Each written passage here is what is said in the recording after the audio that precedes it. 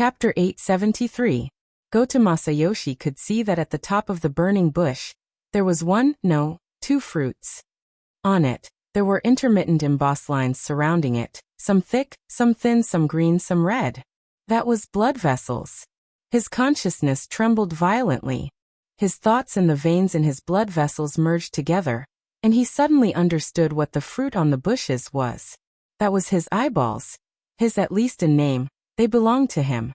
The two eyeballs reflected each other, combining with the flesh, bones and nerve functions at the back, piecing together a complete field of vision, and also reflecting the truth. That was the bloody truth that Goto Masayoshi would never be able to experience under the framework of being a human. At this moment, all of Goto Masayoshi's mind was smeared with strange and dazzling colors. There was no logical relationship between each color, and that was the color of collapse. Even so, Goto Masayoshi was still attracted by this pair of eyeballs, and he could clearly see that the smoke of his negative emotions was wrapped by the essence of his flesh and blood. A part of it was left in the burning bush, which was also the rule system of the great Fusang divine tree. It was the accumulated heat of the sunlight that couldn't be used, and it was the final, meaningless venting. As for the other part, it was together with the people on the passenger terminal who were already seized by fear, together with the same color of emotional smoke. Under the drive of an invisible force field, it was thrown into the depths of the cloak around Mr. Mo. And it was thrown into an incomprehensible level. Although it was incomprehensible, he finally saw it. The pitiful quality that belonged to him was twisted, torn, and completely evaporated in the cracks of the opposing rules. The last of his rationality ended here. Goto Masayoshi had no meaning left. And what was left was only the burning flesh, bones and nerves. And these very quickly lost the outline of the human organs in the flames. Only that pair of eyeballs that were still filled with blood were shaking in the flames, emitting a demonic light. And it was also at this moment that the passenger terminal finally rang with a scream. The heavenly citizens that surrounded the area were certainly a collection of violent people from Ban City. And there was no lack of ability users among them. But when this scene unfolded in front of their eyes, it still broke the nerves of quite a number of people. They had been soaked in fear for too long, and they just lacked a trigger that would allow them to collapse. Plop plop. In the chaos, some people were directly pushed into the lake, subconsciously struggling, and even dragged their companions down with them. 2 to 3 people fell into the water, creating a huge splash, and also caused a slight wave on the shore. The undulating waves naturally spread along the embankment. Some of them even slapped a thick thigh covered in scales and fine hair on the side.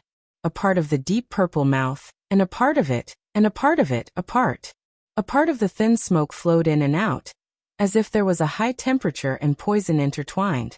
A part of it. A part. A part. A part. Thin wisps of smoke flowed in and out of the deep purple slit. It was as if high temperature and poison were intertwining with each other as the lava saliva spurted out. Ah! It was unknown who took the lead, but a group of violent people scattered in all directions. At the same time, more people were knocked into the lake, and as they struggled and screamed in the water, what little order there was fell apart. It's a little ugly. In the virtual ring venue, the Pope of the 100 Collections sighed, looking a little disappointed. No, it's very pretty. Constance Dollar continued the conversation with the Pope of the 100 Collections. This was not a deliberate bickering. At this time, among the various audiences who were watching this live broadcast, a considerable part of them were in favor of Ms. Dollar. What they were watching, of course, was not the chaotic and vexed, heavenly citizens on the distant dock, but the entanglement and collision of Mr. Mo's cloak and the forest of burning flesh and bones in the process. Both were creations of special rules. They clashed with each other and penetrated each other, but neither of them was completely successful. This was a confrontation at the transcendent level, but because it was a live broadcast, the corresponding turbulence in the abyss could not be seen. However, it was precisely this half-concealed, half-restrained wrestling that made it all the more obvious. Every audience member, or at least every extraordinaire, had their own guesses. The vast majority of them kept their thoughts to themselves, but there would always be people who would express a very special kind of expression. This Mr. Mo seems to be a gentle person. As a world-famous fashionista, Xiao Saito's voice was quite gentle, but the meaning was even more subtle. "Don't you prefer the tough type?" someone asked. Xiao Saito did not mind and continued. "Don't you think so? Up until now, the Pope of the 100 Collections has exhausted nearly 40 rounds of rule changes, burning up the last bit of material carrier, but still unable to find out Mr. Mo's background. Is that so?" The Pope of the 100 Collections laughed very sincerely. In Ban City, under the cover of the Fusang Divine Tree System, Mr. Mo can still control it to this extent. It's amazing. Fine control is only the most basic description. The concealment and concealment ability formed from this is the most amazing. 5 out of 7, 6 out of 7. After a few seconds of silence, Vice President Marin coughed. "Gentle. What is the definition of gentle?" Smiling, Xiao Saito stretched out his hand and drew an outline in front of him that was quite similar to Mr. Mo's. With Mr. Mo's ability to conceal his presence and restrain his psychic waves, as long as he doesn't want to show himself, the Pope of the 100 Collections wouldn't be able to catch his shadow even if he had 10 pairs of eyes. But he still showed himself. Why? At least from what I've seen and understood so far, he's standing up for his subordinates and partners who are in trouble. He's providing them with protection and support, and he's not hesitating to put himself in danger.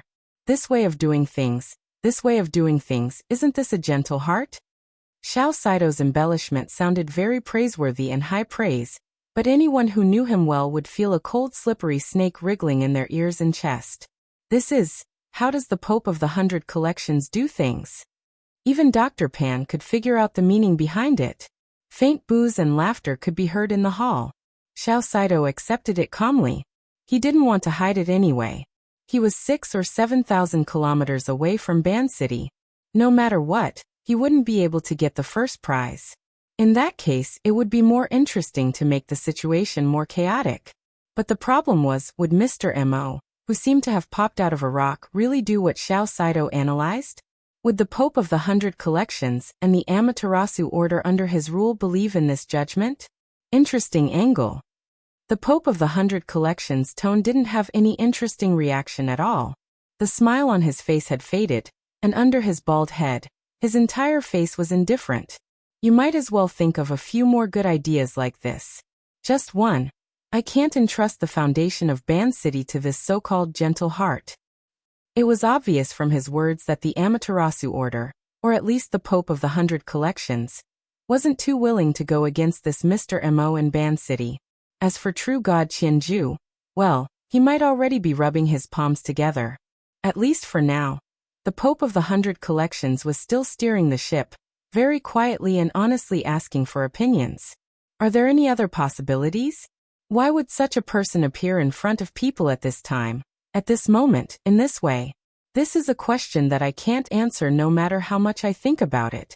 Why don't you all give me some suggestions? That's right, why? Intentional, unintentional, active, forced. These high-end ability users with rich experience could easily think of dozens or even hundreds of possibilities. But every possibility had to be supported by sufficiently solid logic. Then again, at their level, logic wasn't a necessary consideration. For example, the cause of this meeting. Gongqi had already been dead for half a month. The Ability User Association had been searching for him all over the world, but there had been no progress at all. Suddenly, such a person had jumped out and openly displayed his deep suspicions. Moreover, it was in the territory of two top-notch extraordinaries. What logic was there to speak of in this? What do you think is going on? Dr. Pan tried to discuss with Tianbang again. But this time, Tianbang didn't join the conversation. Coincidentally, an order had entered his mind through the channel of the health pod. Major General Tian, the meeting hopes to understand the information related to the Blood Flame Order in the Jintong incident. Please be prepared to speak. 6 out of 7 was not enough. Was this a 7 out of 7? In the end, there were still people who couldn't stay idle within the restraint faction. The first thing Tianbang reflected upon was his own self-control. Then he considered on an even broader level. Mr. Mo's sudden appearance meant that there was nothing else he could do aside from the Blood Flame Order as a clue. The Blood Flame Order was a secret order. Actually, it had been a rather well-known organization in the inner world for several decades. Everyone knew the ins and outs of the order. There wasn't much meaning in digging further. But if he could solidify the relationship between Luo Nan and the Blood Flame Order, then the monotonous clues would immediately be plentiful and three-dimensional. Back then, the Hill of Bones in the seas outside of Xia City had long since spread into the eyes of millions and millions of ability users in the inner world along with the broadcast signal. Was there a lack of 2 or 3 people among them? Which big shot of the military wanted to decisively take a side? Or perhaps this was a higher level of sitting on top of the mountain to watch the tigers fight. It was fine to show one's stance, but did they ask for the opinions of others? Tianbang reflected upon himself for the second time. Was it because he had been acting far too easy to bully in the outside world? So much so that any random Tom, Dick, or Harry dared to use him as a gun. Dr. Pan. Have you checked the communication privileges of the experimental center recently? This I'm not too sure. What's wrong? There's a spam message coming in. You guys are quite open-minded. Tianbang used his own privileges to form an overlay as he spoke. He adjusted it to the highest level of non-combat readiness. It wasn't to the extent of cutting off internal and external communications, but at the very least, there needed to be some sort of identity verification. Of course, he was currently in the midst of a human experiment. The verification work was handed over to his young but reliable aide, Lieutenant Colonel Zhu Ling, to handle. As for the spam message in front of him, what was the point of mentioning it? Having done all this, Tianbang magnanimously became a spectator. Oh, there was also that speech. Things like bioelectricity disorder and memory errors were far too common during the human experiment phase. There was really nothing that could be done. The corner of Tianbang's mouth twitched when Mr. Mo's thin and sickly face revealed a clear smile over at Osaka City. He extended his hand like he was plucking a fruit. He pinched one of the eyeballs within the flames of the thicket that was about to be completely burned away. I can study it for a bit. Wow. There was no telling how many people in the circular hall exclaimed at this moment. Most of them couldn't tell how many marvelous and subtle operations Mr. Mo's seemingly simple action had to be performed on the transcendent level. In any case, Mr. Mo had indeed plucked a fruit and pinched it with 3 fingers. But that wasn't the end. He raised his head again. This time, it was an overly direct angle that pierced through the projection of the live stream into the virtual circular hall. I want this one too. Chapter 874. What does he want? Has he discovered us? The higher the concealment ability of Mr. Mo's cloak, the more penetrative the light from his eyes, which were the windows of his soul. They were separated by thousands or even tens of thousands of kilometers, and the boundary between the virtual and the real lay between them.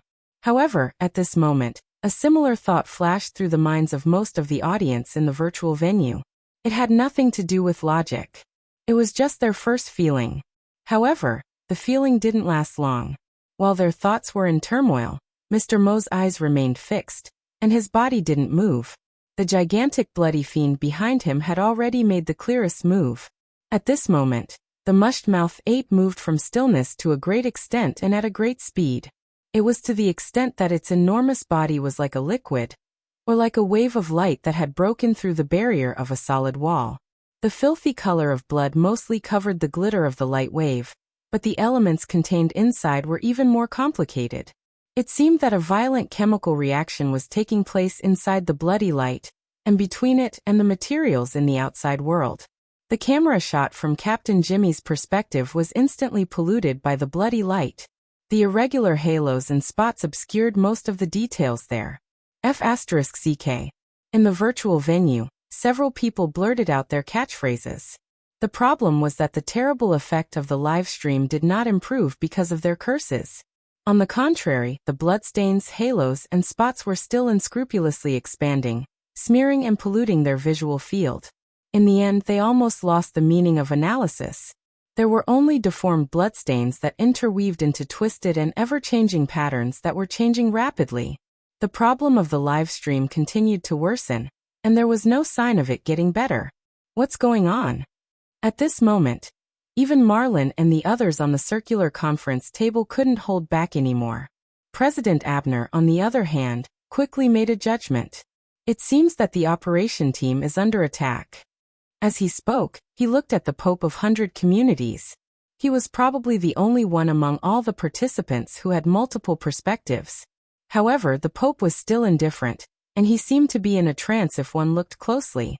He didn't respond to Abner's gaze at all. Abner shook his head slightly, and turned around to consult a key person who was only separated from him by Marlin, and hadn't spoken much. Chairman Mao, should we ensure the quality of the live broadcast? The so-called Director Mao was probably the most casually dressed person at the scene. He was sitting behind the conference table, and only a red and green floral shirt could be seen on his upper body.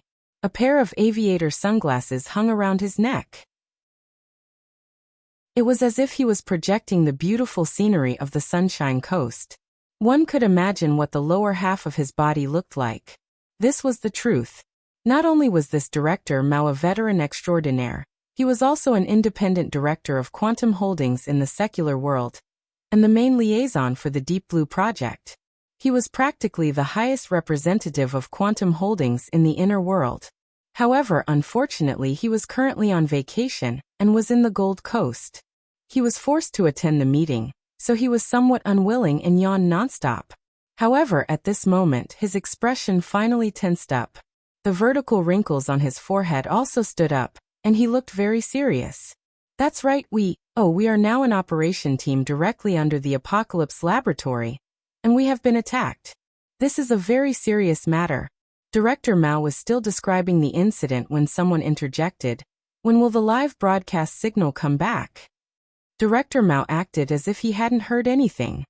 The problem right now is the safety of the operation team members. Before he even finished speaking, the messy broadcast screen suddenly cut away from the blood-colored haze and restored the image of the Ban City passenger terminal in broad daylight. However, the perspective of the live broadcast had already undergone a clear change. The angle that belonged to Captain Jimmy and was directly facing Mr. Mo had already disappeared.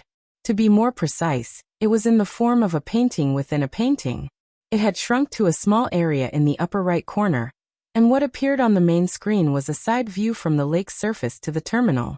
From this angle, only half of Mr. Mo's back and shoulders could be seen as he sat in a wheelchair. There was also the ever-expanding anomaly that had already lost its flesh, and was more like a translucent bubble of lava than an area of 20 square meters in front of him. F***CK, what is that? The mush-mouth ape. The answer was right in front of them, but none of the audience dared to confirm it. At this moment, the internal radio waves of the operation team in Ban City transformed into urgent syllables that appeared in the audience's ears. Captain. Jimmy, he's been swallowed. The formatted space structure has been destroyed. It's greatly weakened. Attempting to replace the main axis. Application denied. Deep Blue's platform location has disappeared. Apocalypse array. Blah blah blah. There seemed to be some sensitive word that the corresponding information had been masked. The following information was even more intermittent.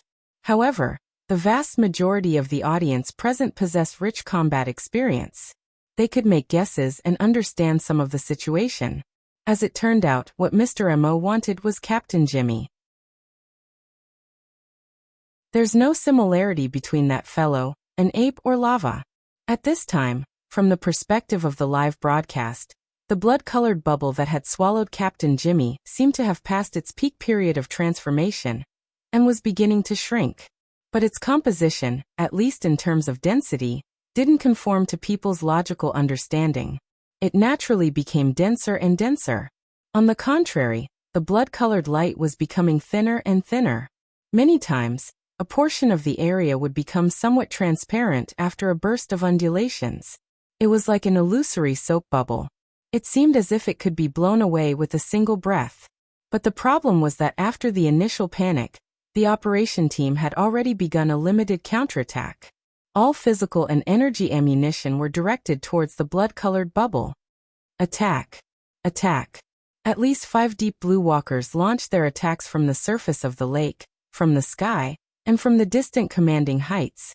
The firepower interweaved into a net and converged at the visible weak points of the bubble. It seemed as if they wanted to rescue their own captain. But Mr. M.O., the instigator of everything, wasn't affected in the slightest. It seemed as if he was directly judged as a passerby. This passerby also didn't have any intention of interfering. He only played with the fruit he had just plucked with his fingertips. He allowed the astonishing firepower of the deep blue walkers to pour down on the increasingly weak, blood-colored bubble. The problem was whether it was the metal bullets, high-explosive gunpowder, or energy blasts, regardless of whether they were supported by the format of fire. All of them were like clay oxen entering the sea after entering the blood-colored bubble. They disappeared without a sound. Tianbang said decisively, "This is absolutely not the structural model of a flesh and blood body. This fellow is highly energized. And then, it's relatively easy to mold. It's a natural building material." Dr. Pan was simply repeating Mr. Mo's previous description. This was also the only basis. Tianbang asked, "What is a highly malleable energized building material used to construct?" Before his voice fell, the blood-colored bubble really did turn into a soap bubble in the live broadcast. It burst noiselessly in a form that didn't have any texture. The howling net of firepower directly pierced through the pier's walkway in the area it had originally covered. It conveniently tore apart the 7 or 8 cars parked behind it. For a time, the sound of explosions rang incessantly. Gravel splashed in all directions, forcing the nearby veteran and the others to nearly jump into the lake. It was a belated display, but it was meaningless. The mush-mouth ape disappeared along with the blood-colored bubble. At the same time, the fully armed Captain Jimmy also disappeared.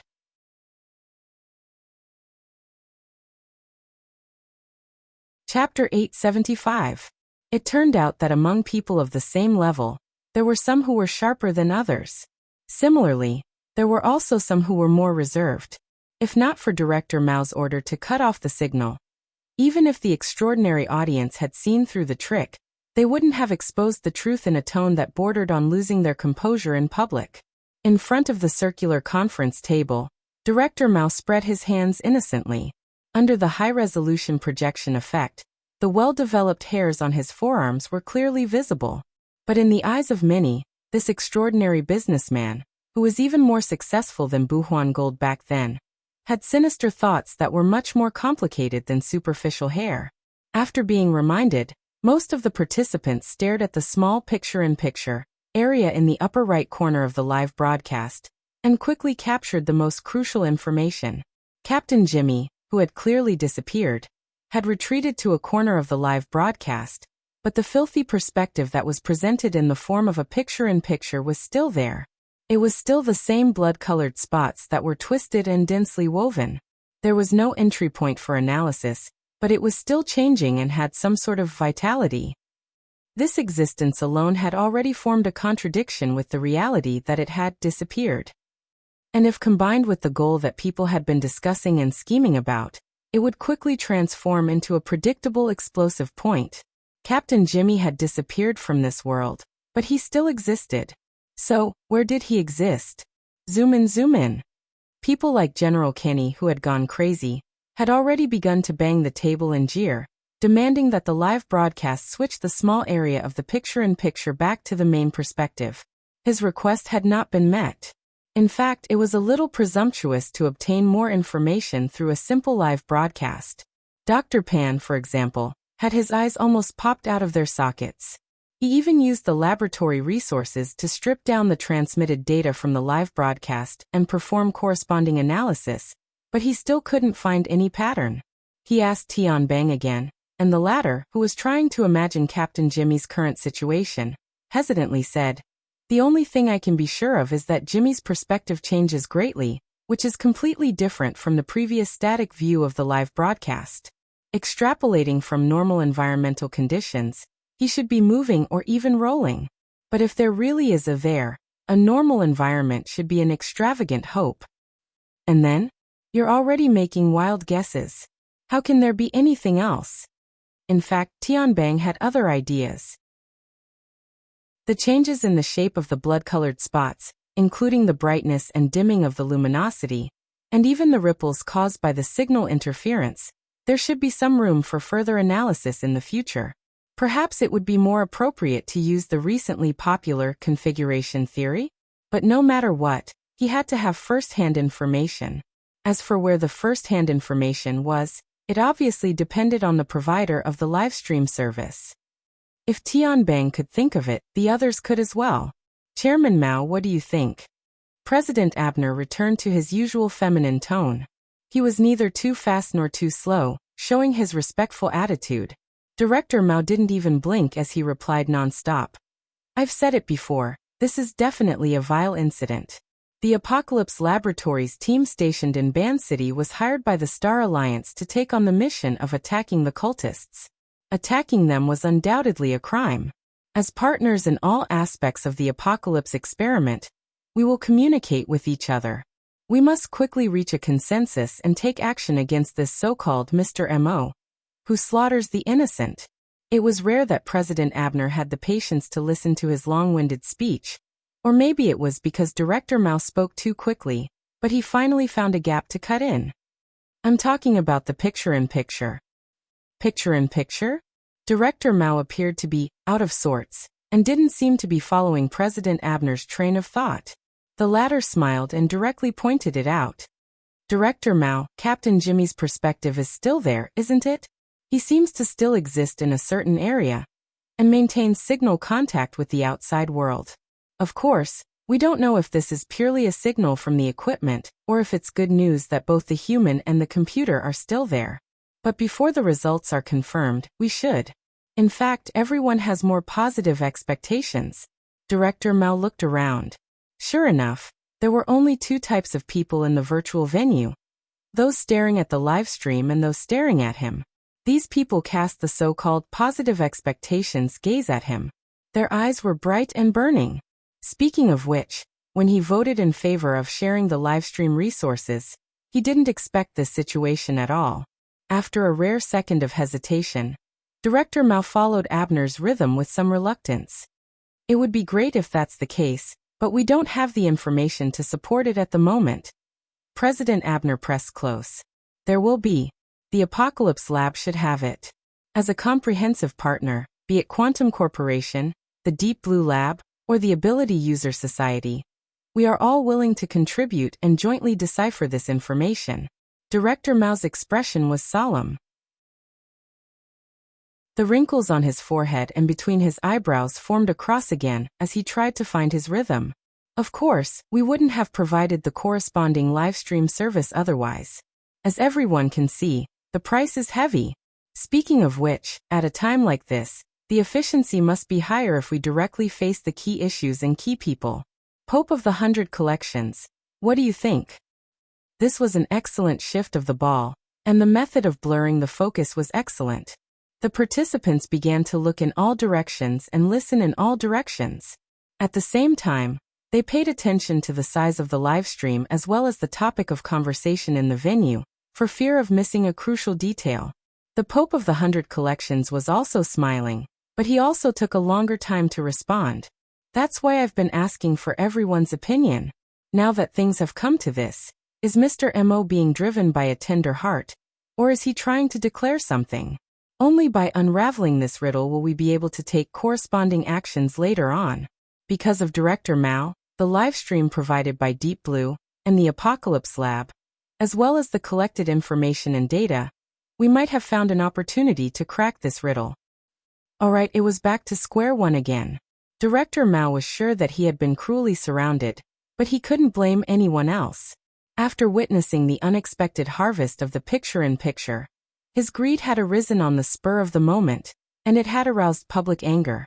Again, who would have expected that Mr. M.O. would actually make such a big mistake, and present the place that everyone coveted in front of everyone in such a manner? It was that place without a doubt, right? Up until now, all the heavyweight conclusions were just inferences. But the continuous changes in events, although not to the point of being a solid hammer, were still like the chisels in the hands of craftsmen, knocking down the originally thick and heavy barrier bit by bit, exposing the outline of the truth. From now on, All that was needed was a little bit of imagination to more or less sketch out the entire truth. It was precisely this little bit that made the high-end people present wary, but it also inevitably stimulated gambling-like expectations. At times like this, as long as they were a little bit earlier than others, Captain Jimmy, who was a little bit earlier, and the Apocalypse Lab behind him, thus became the target of everyone's jealousy. Director Mao couldn't cut it in time, and couldn't cut it, so he naturally became the target of focus fire. Now, apart from throwing up his hands, he could only say some strange words and mock himself. You've gone around in such a big circle, but you can't even strangle someone to death with a knot. Why bother? Besides, he's right there.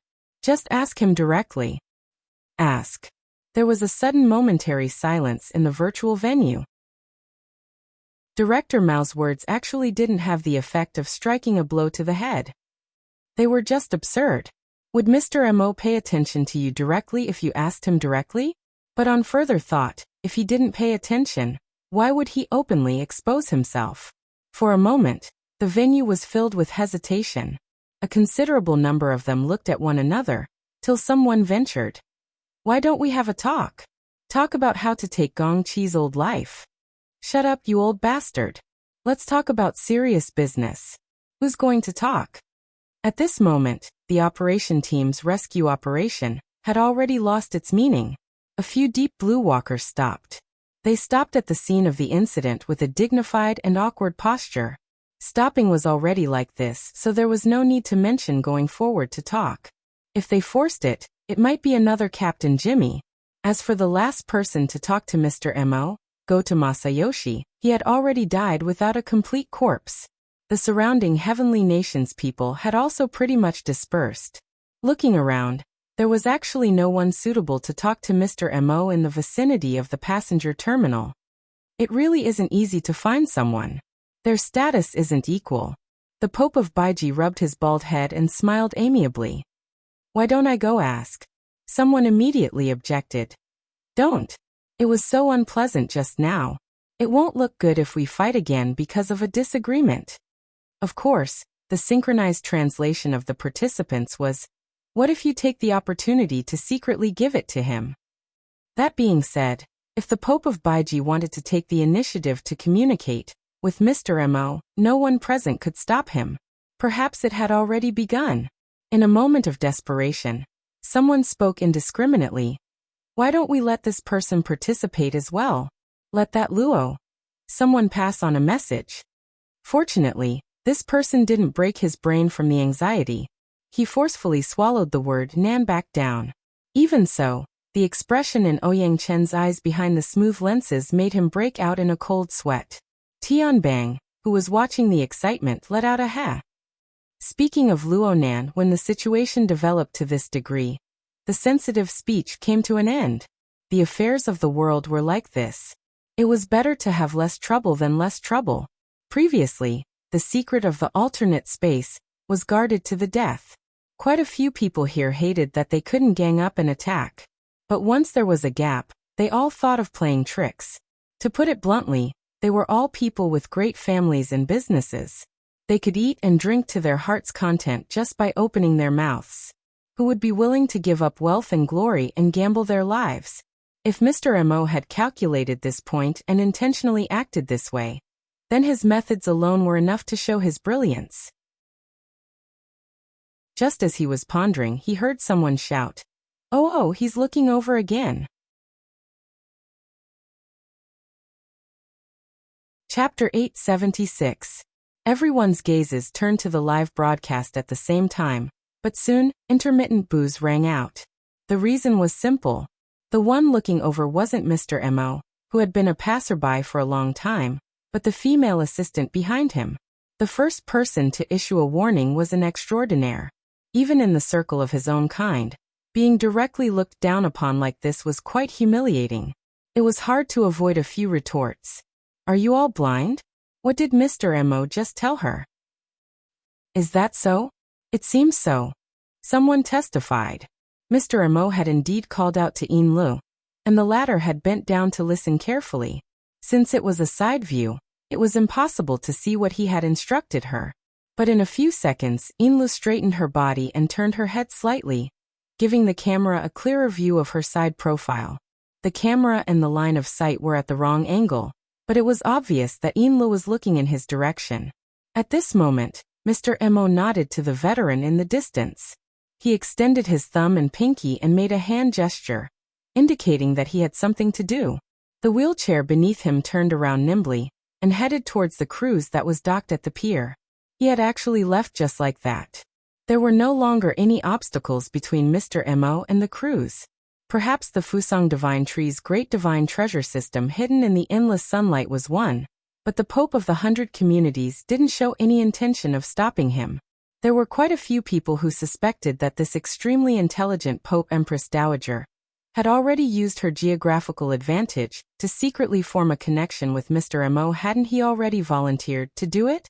After Mr. Mo left, Inlu, who had been acting like a personal member, didn't follow him. On the contrary, she turned her body towards the lake and nodded in that direction. The live broadcast paused for a moment.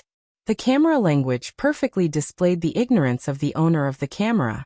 Of course, he was definitely receiving instructions. 2 seconds later, the coverage area of the live broadcast began to shrink and rapidly converged on Inli's surroundings. It was obvious that the owner of the live broadcast was currently approaching Inlu. In the virtual venue, there were noises of lock Mr. Mo down, but most people still maintained a high level of interest in the unforeseen event. In the end, the camera gave Inlu a close-up. From this moment on, the second-in-command of the Bloodflame Order, who only had a little fame in the inner world, had entered the sights of at least 2/5 of the extraordinaries in the world. However, her eyes were still a little out of focus. She didn't seem to understand Mr. Mo's arrangement, nor did she know anything about the live broadcast. She was just a narrator. What Sir means is that you can start bidding now. The virtual venue was silent for a short period of time. A considerable number of people looked at each other and exchanged glances. And on a level that was invisible to the audience, the information exchanged in secret should be 1,000 times more than this. With great difficulty, someone finally followed up, "That's direct enough. Are you sure he didn't participate?" Or perhaps, the vast majority of people added a connection in their minds. Their gazes, whether direct or indirect, revolved around Ouyang Chen and Her Majesty Empress Wu. Unfortunately, there was no response. Inlu didn't explain further after that. Instead, she turned to the veterans and comforted them. In the blink of an eye, the amount of energy and tongues spent on this had already exceeded the so-called announcement of the price. Moreover, the difference was still growing. This also made all the participants certain that they couldn't obtain any more information from the live broadcast. What made them even more annoyed was that the most crucial picture-in-picture had stopped. It was as if an absurd play had suddenly come to an end. The abstract changes that could cause the imaginations of the extraordinaries present to run wild had suddenly locked onto a single instant. Even if all the participants' gazes were focused on it, they couldn't move it even a little bit. Several seconds later, that small window turned into an irritating snowflake noise that drowned out the last bit of people's thoughts. F***CK, this is provocation. Someone slammed the table and stood up. His stocky figure looked extremely intimidating, but unfortunately, there were only a few who responded. The vast majority of people's thoughts were far from reaching the point where they needed to display extreme emotions. They only grew like weeds and flew around like mosquitoes. What's the meaning of this? Is he trying to show that he can control the transmission of information from the alternate dimension? Why is he in such a hurry to show this? Is he tired of living? Does he really want us to bid? That alternate dimension? Cooperation and development? That's so smart. Is he overthinking things? Maybe he's simply saying this to that operation team, to the people behind them. He's saying that he wants to use money to redeem them. Inside and outside the venue, the interaction between many people and many levels continued to heat up. However, the significance of the virtual venue itself wasn't that important anymore. I need to reflect on how a mere appraisal meeting has come to this stage. Amidst the buzzing noise of the virtual venue, President Abner gently stroked the yellow beard on his cheek. He maintained a state of communication with Director Mao on Marlin's side, But the topic of conversation changed extremely quickly. The broadcast from T-City has stopped, but I heard that Kadru's soul has returned to his body. No matter what he does, he's still a member of the society. Today, his soul was heavily injured, and the consequences are hard to predict. The society has to do something about it. In a private conversation, Director Mao was much more frank this time. Well, we're the ones who contacted Kadru. As the person directly responsible, we're the ones who can't shirk the responsibility. Don't even think about it. We definitely won't let such important research material go. Is it Tianqi who's not letting it go? Or is it Deep Blue who's not letting it go? We can discuss this issue after the meeting. President Abner laughed. Why do we have to discuss after the meeting? Of course, it's not good to end it in a hurry. Why don't we take a break first? The last sentence was directly transmitted to the ears of every participant. Take a break? At present, the situation has already exceeded the scope of the original topic of the meeting. Due to the limitations of the conditions, there are still many people who haven't had the time to attend the meeting and participate in the discussion. For example, His Excellency the Priestess of the Order of Justice. Why don't we take a break for now? Tomorrow, or perhaps a few days later, we can discuss it again. Most of the participants were somewhat tempted. In reality, there were indeed many people who needed to gather their scattered thoughts. They also needed some time and space to settle their thoughts. But then again, if the meeting was adjourned, there was no doubt that it would give some of the true bigwigs the opportunity to form alliances.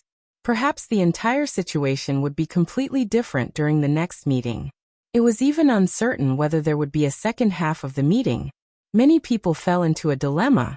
The problem was that as the organizer of the meeting, President Abner had sufficient authority to enforce this suggestion. The next second, before some people could voice their objections, Marlon, who had received a signal from President Abner with his eyes, knocked on the table. Then we'll take a break. As for the resumption time, we will inform you later. Someone cursed out loud. However, the broken signal connection turned all of this into meaningless nonsense. Most people didn't have the leisure to care about this. They needed to spend more effort to lock onto the truly meaningful information from this conference that had almost no conclusion. They also needed to use their own connections and other resources to search for the mine and dig out the real gold. Of course, for some people who currently had first-hand information, it would be even better if they could seize the opportunity to capture a new entry point. The plans of the higher-ups always needed to be executed by the people at the bottom. Right now, in the operation team at North Mountain Lake, Team Deputy Mend had received the latest order.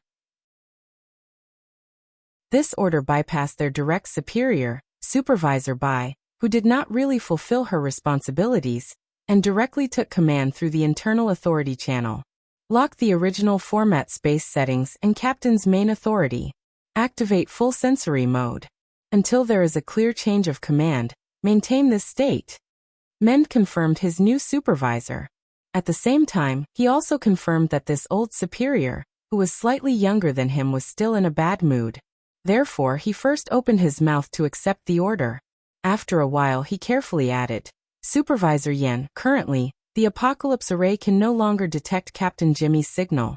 I'm afraid we won't be able to hold on here for too long. Yin Yongbo's voice sounded like he was chewing on ice. I will activate the superior structure to give you the necessary support. This. Aren't you in T-City? If it's consumed, care about what you should care about. Yes, sir.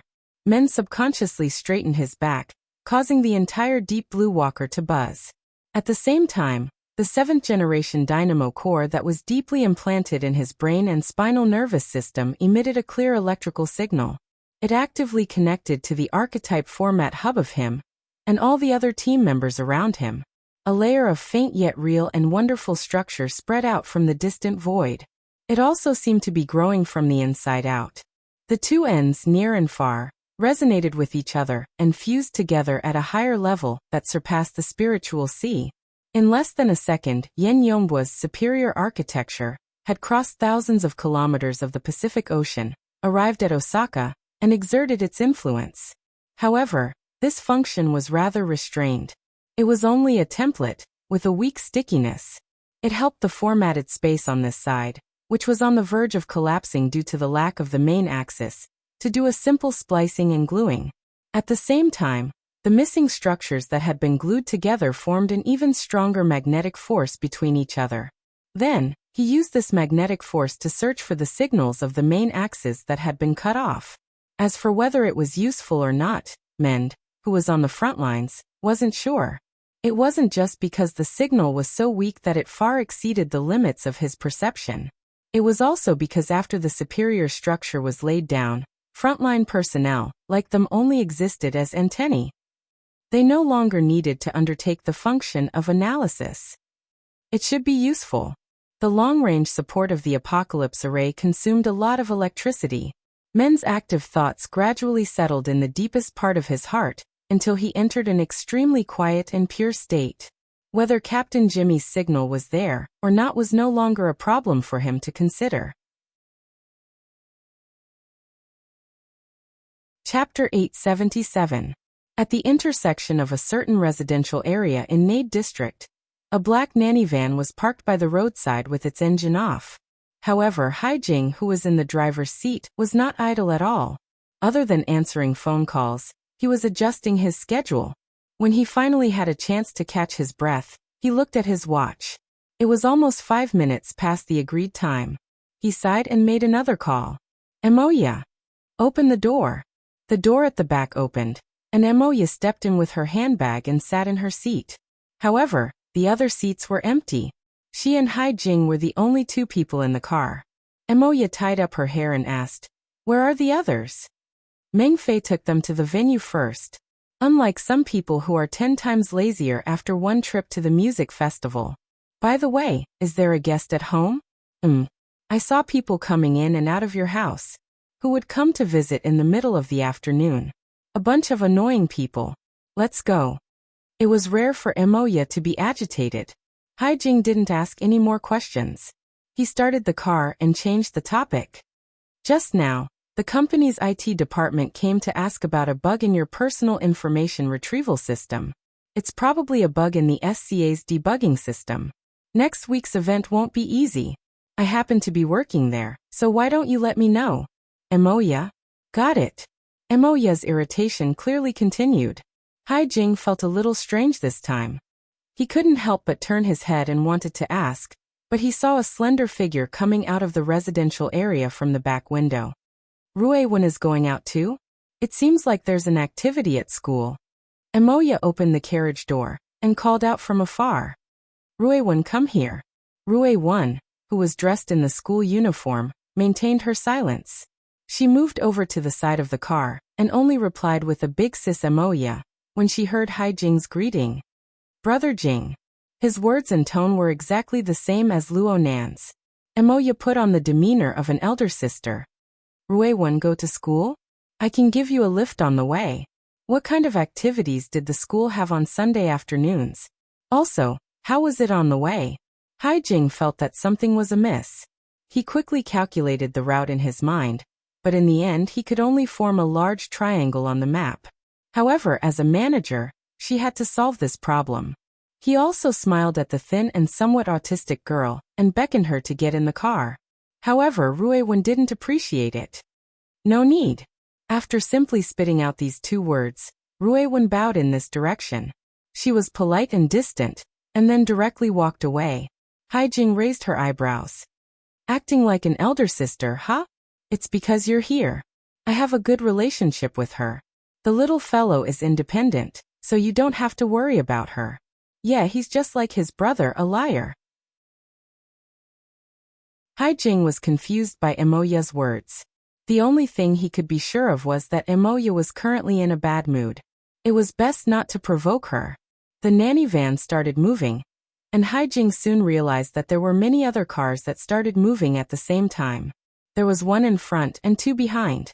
They were all very sturdy models of the same model, sandwiching the nanny van in the middle. It was fine at first, but when they left the neighborhood and got onto the main road, Haijing's nerves tensed up. Is this kidnapping? Emoya snorted. Bodyguards. Haijingdo forgot to drive and turned his head to ask, Emoya, which big shot has booked you? I hope that's the case. Emoya's words had just left her mouth when the car in front suddenly slowed to a stop. The car behind followed, activating the safety distance control function, and the nanny van was stuck in place. Haijing only cared about turning his head to talk. He fell forward due to inertia, and his ribs hit the steering wheel. Under these circumstances, he really didn't know whether or not to believe Emoya's words. Isn't this kind of bodyguard a bit too rough? A knock on the window rang out, and a tall, thin, and vigorous figure appeared outside the driver's seat. He had a familiar face. "Hello, Mr. Haijing. Are you free?" Haijing's ability to recognize faces was quite good.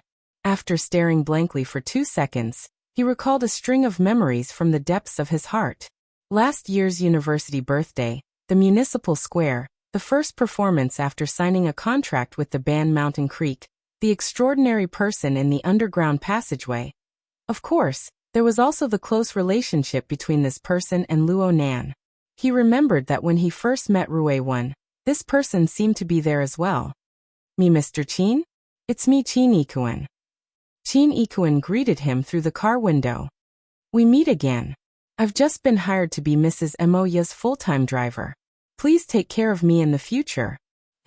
Haijing clearly knew that the matter wasn't that simple, but he still asked a very stupid question. "Who hired you?" "You can think of it as Luo Nan." Emoya replied from the back seat. It felt more like a sigh. The nanny car started up once more, and Haijing had already switched from the driver's seat to the front passenger seat in a daze. As a manager, he wanted to get to the bottom of things, but he didn't know where to start. As his line of sight shifted back and forth, he suddenly saw Rue Wen, who had just left coldly, burying her head into another flying car near the entrance of the residential district. It was a sports car with a more distinctive style. The sports car quickly started up, and soon it ran alongside them. The driver of the car even pressed down the window to greet them.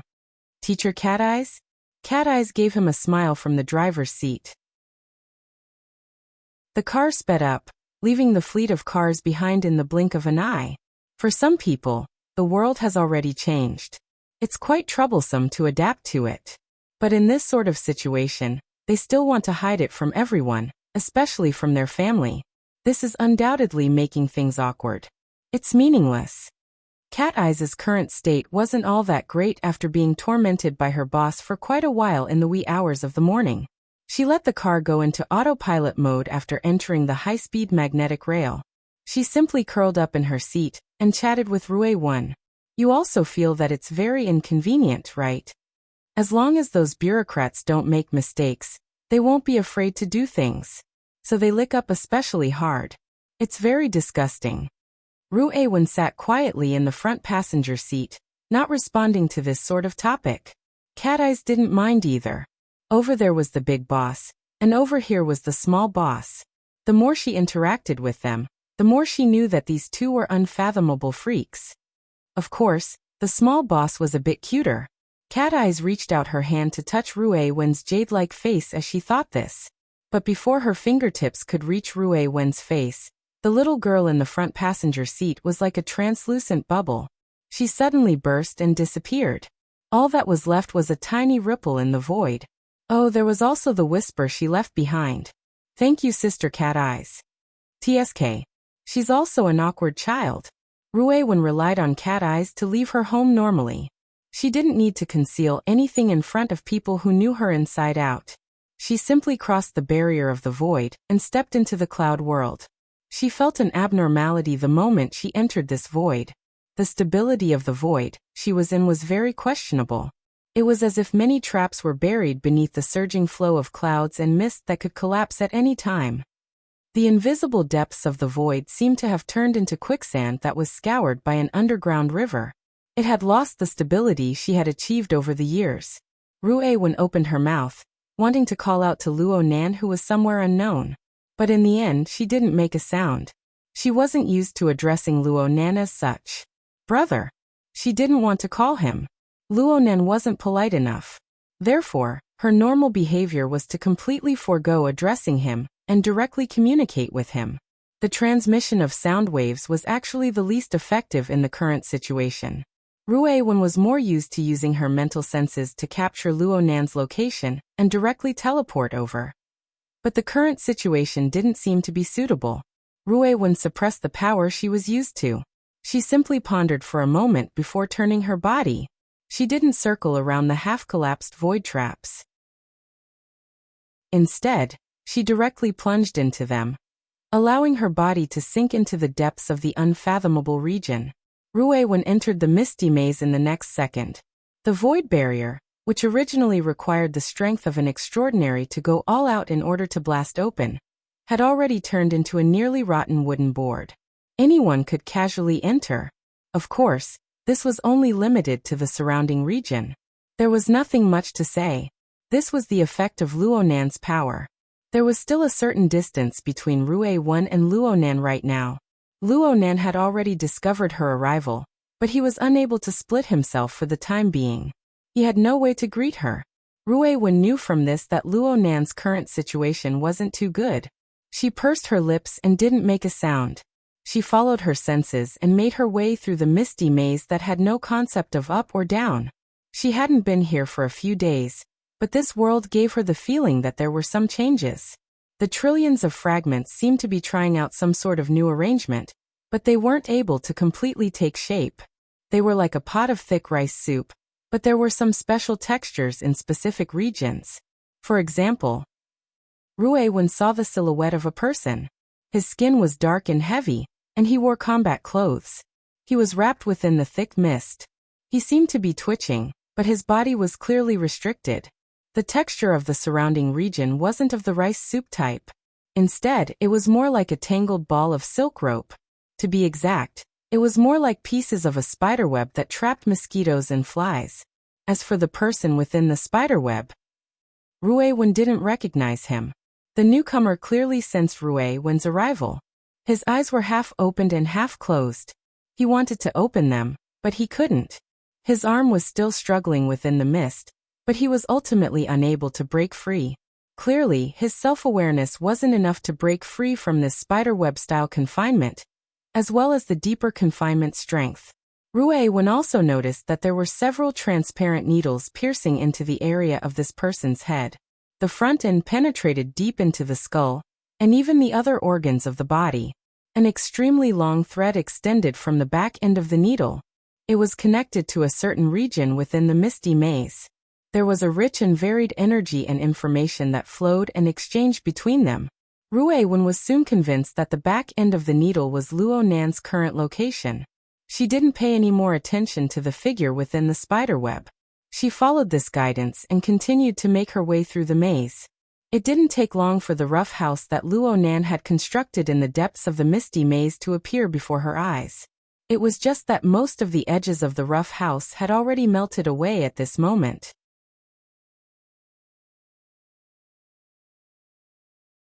Chapter 878. In the end, Ruewen's perception was extraordinary. She suddenly stopped halfway through. She stopped in front of an extremely blurry boundary and hesitated. If she went any further in, it would probably result in a bad influence. However, the summoning intent inside was very clear. Ruewen hesitated for a second, but in the end, she still stepped forward into the area ahead. Fine waves gently rippled out following Ruewen's movements, forming marvelous ripples in the void. Horizontal and vertical waves rose and fell, dense and alternating. They reverberated back and forth, erasing the surface color of the mist. This scene, which was originally a relatively simple fusion of the virtual and the real, suddenly had many blurry silhouettes and colors. It was like a projection that wasn't quite successful. Layers and layers interweaved together. Ruewen also saw that there were a few structures that were already relatively clear. They were similar to mountain peaks, rivers, buildings, and even more refined vehicles. They suddenly collapsed, and then they were reconstructed under the push of some sort of continuous but relatively chaotic force. It was just that there was already a clear difference from the scene before her. And so, Ruewen knew that Luo Nan should have some new ideas and new harvests in the construction of his sandwich domain. But she could tell from this part of the scene that his results were still relatively weak. The boundary between the real and the imaginary was not clearly sorted out. It was quite sensitive to external stimuli, and its internal structure was not clear enough. It lacked stability. As the sole designer, Luonan didn't seem to be ready yet. In fact, Luonan's gaze was always focused on Rue when after she entered this area. He attempted to analyze her deeper nature, in order to make this area better accommodate her existence. Ruewen was very happy to cooperate, but Luonan's ability was truly insufficient to complete all of this in a short amount of time.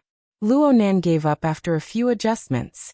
Ruewen also took the initiative to restrain her energy and adjust her state. She made herself closer to nothingness in order to avoid bringing even greater stimulation to this area. And so Ruewen entered the space of the withered tree. This space completely imitated the structure of the withered tree of the real world.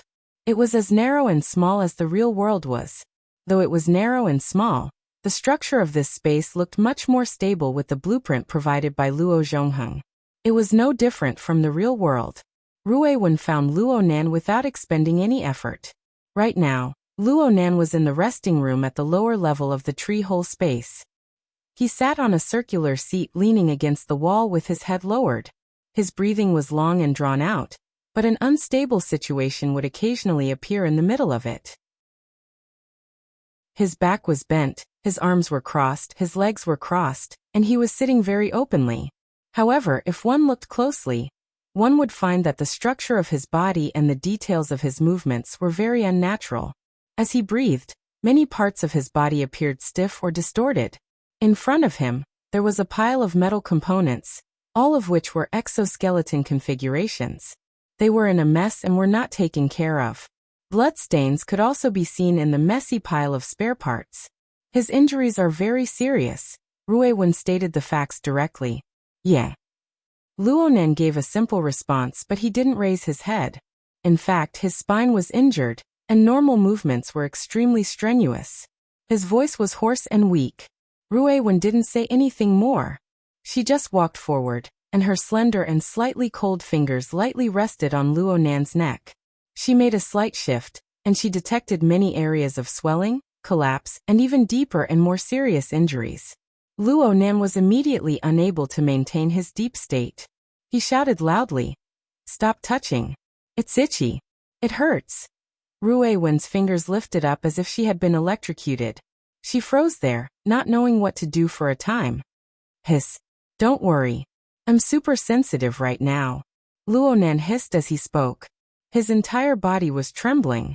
Right now when he opened his mouth to speak, his entire internal organs twitched slightly.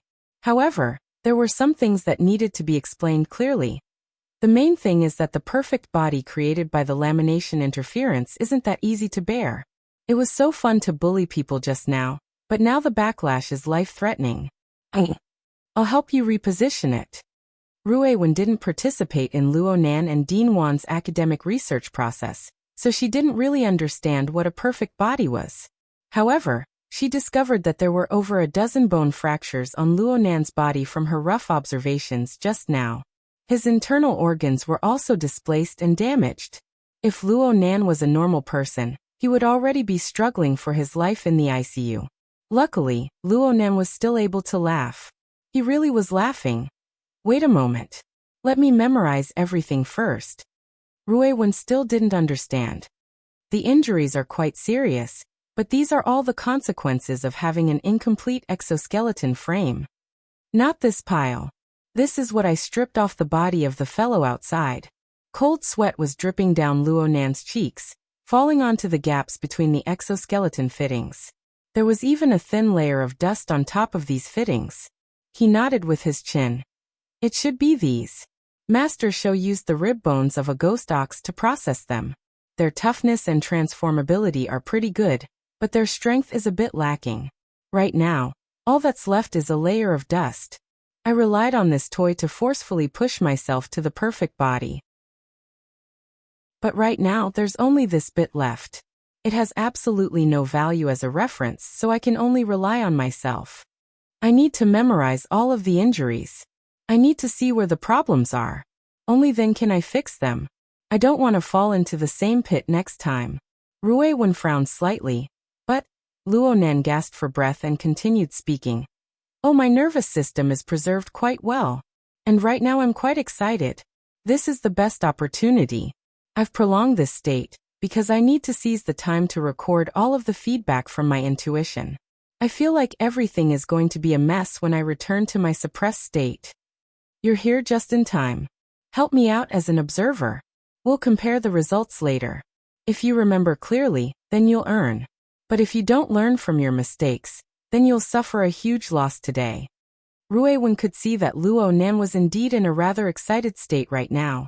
Though his injuries were serious, his mood was quite high, so much so that he was especially talkative. But the more he was like this, the fiercer the suppression effect would be, and the more severe the consequences would be.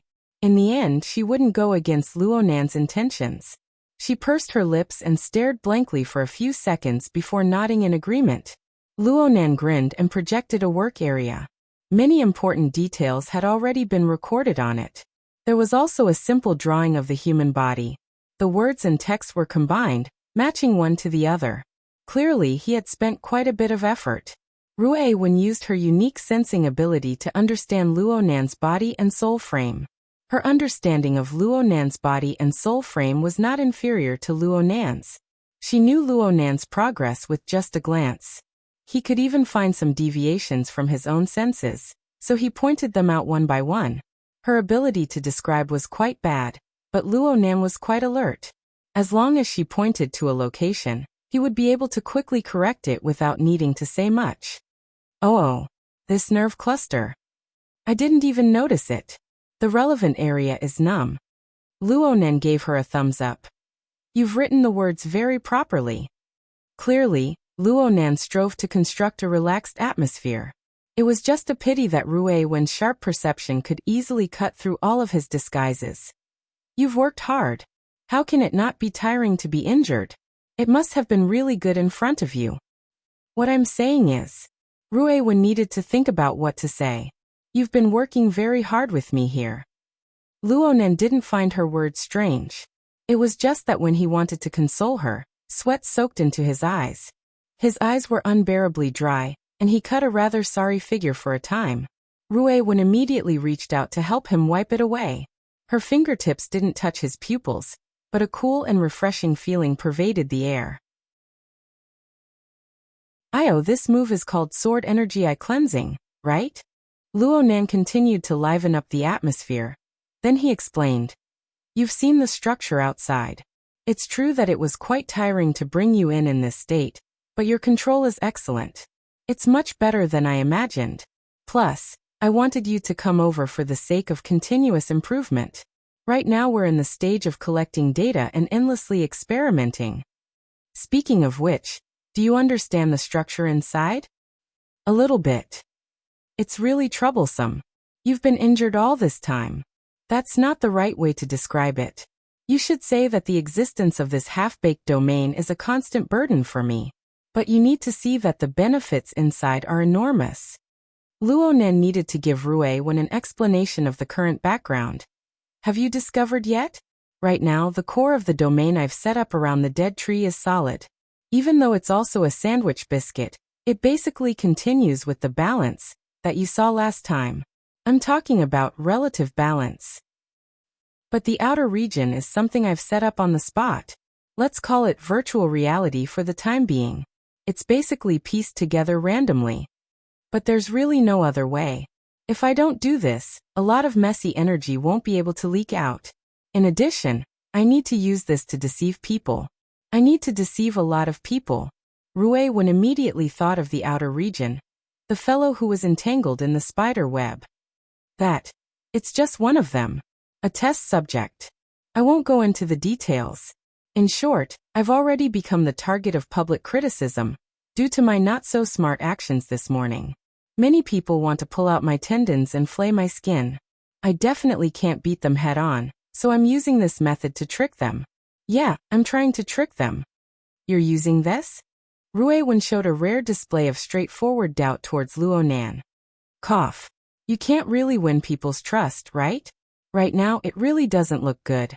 The logic is chaotic, the rules are incomplete, and there's even some messy interference of consciousness. Luo Nan was a bit embarrassed. Forcefully integrating them into the void world is really difficult for people. The The backlash is also quite fierce. However, we still have opportunities. There are conditions. For example, the recoil is quite sufficient. You've seen your big brother's soul cloak, right? There's also the spider web altar. Right now they're endlessly gathering redundant consciousness resources from the sea of consciousness for my use. They're even extracting energy from the abyss region. But it's very messy. Ruewen hit the nail on the head. This is just like a large-scale biological brain array in the cloud. I still haven't sorted out the core architecture on my side, and there aren't many usable computing nodes. How many people in this world understand the basic concepts of configuration? Snake Tongue, Inlu, Cat Eyes, and a few others aren't very good at it. Speaking of which, you're one of the most important computing nodes. Your little brain is quite clear. The more you understand the situation here, the less worry I'll have. Understand? Ruewen didn't respond. She just stared at Luonan, and there seemed to be specks of light flickering in and out of the depths of her dark pupils. They were like the streams within a deep gorge, occasionally sparkling with light.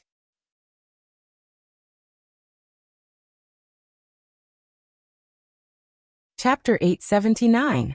Actually, the previous conversation between the two did not affect the progress of Luonan's bug catching, for his injuries. They naturally entered a state of concentration similar to that of multi-core parallel processing. They coordinated and mobilized their mental resources to resolve all sorts of problems in an orderly manner. This sort of parallel processing model, simulated by the brain, originated from Dean Wan's secret technique of overall planning. Admittedly, it was an incorporeal mana-consuming skill. But for the current Luonan, it just so happened to be able to digest the serious excess of computing power resources. As for how Ruewen did it, only the devil knew. Everything had been going quite smoothly, but Luonan's special focus state was broken when Ruewen cast her gaze over at this moment. This gaze had already exceeded the scope of what Luonan was familiar with. Unfortunately, what existed within wasn't any complicated thoughts. Instead, it was some sort of unique method that followed Ruewen's own logic.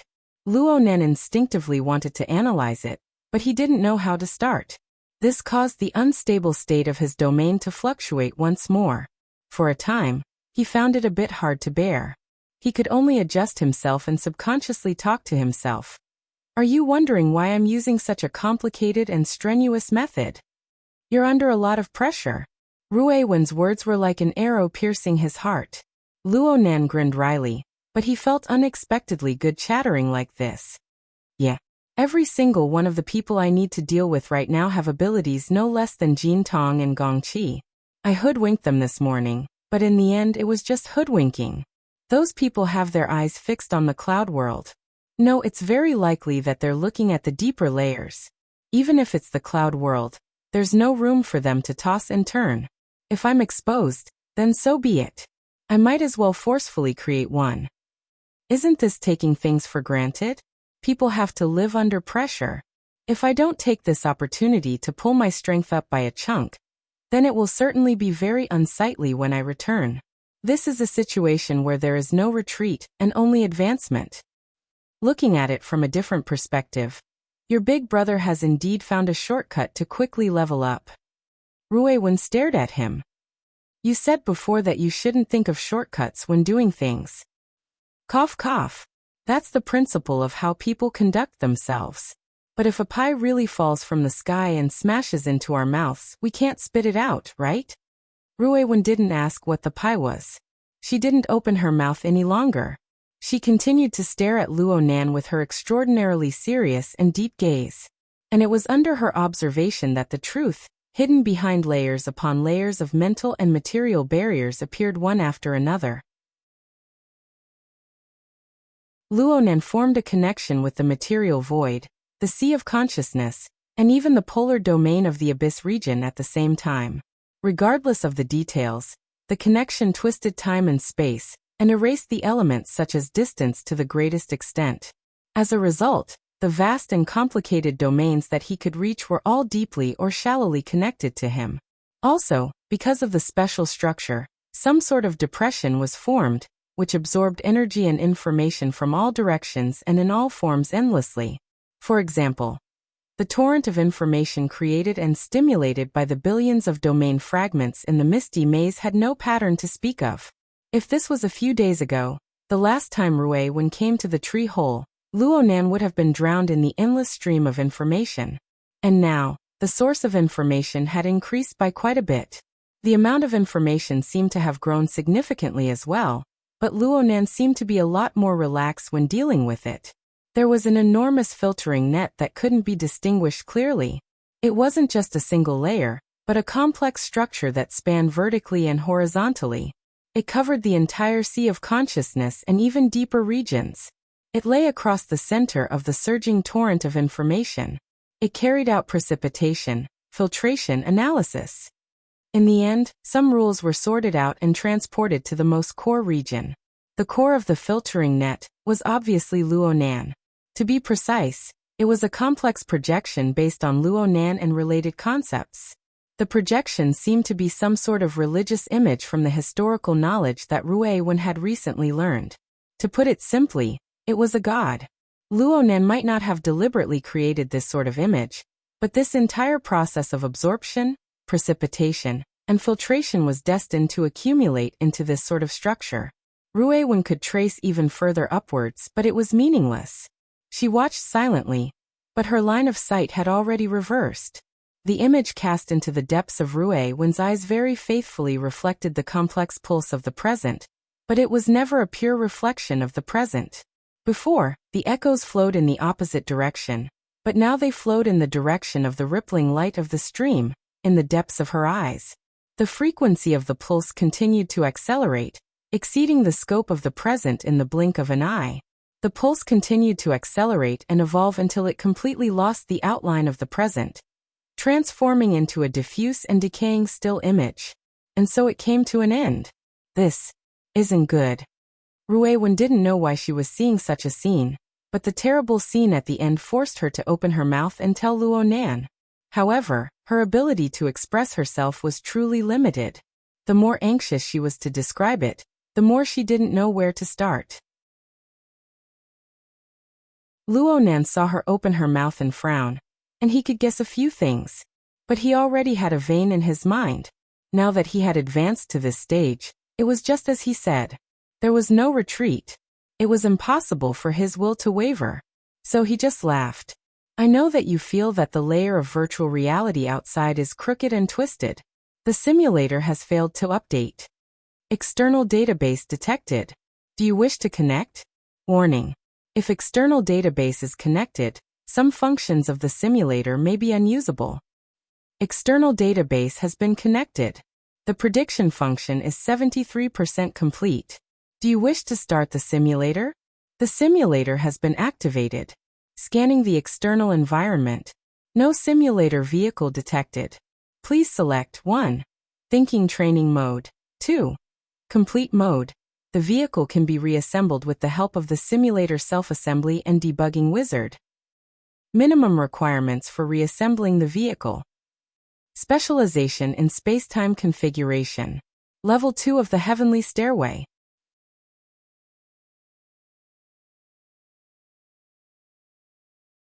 Chapter 880. Why was it that meat pies fell from the sky? It was fine to just look at the lowest requirements. Of course, this was just a joke. The so-called lowest requirements weren't just specialization in space-time configuration and level 4 of the Heaven Stairway. It was just like how the simulator wasn't just a simulator in the traditional sense. What is this? Ruewen asked. This was a matter of course. The interface that suddenly popped up and the information window was filled with alien characters. Anyone would be confused. Luonan had said before that he needed Ruewen to understand more about the situation, so there was no need to hide anything. At most, he would omit a few details that would take a lot of effort to explain. You can think of it as the inheritance my parents left behind. Oh no. One of the precious treasures they left behind. Of course, it also belonged to my grandfather. Remember what I told you before? There are many traces on our planet that belong to a certain or even multiple advanced civilizations. Looking at it from the current situation, Even though grandfather and mom and dad can't be considered true pioneers, they are extremely powerful discoverers and translators. They excavated many resources that originated from advanced civilizations and transformed them into resources that we can use. The tree hole space we're in is like this. The mist maze that hasn't been successfully developed is like this. The virtual brain system you see right now is also like this. You can't understand the characters on it, right? There's nothing I can do about it. It's an alien language. Speaking of which, the virtual brain system is far too complex. I haven't completely understood it yet, so I won't go into details for now. Right now, all you need to know is that I just activated a new function from within. It's extremely useful for the current situation.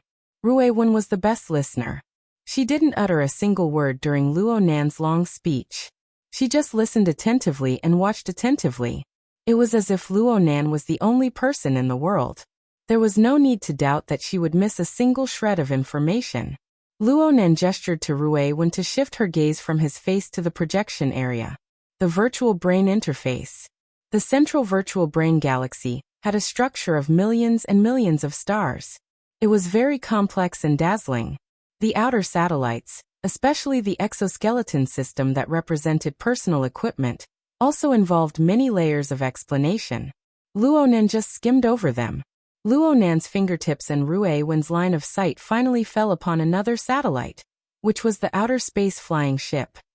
A few days ago, the lonely dark body of the starship had simply circled around the central virtual brain galaxy in silence. No matter how hard it was stimulated, there was no response.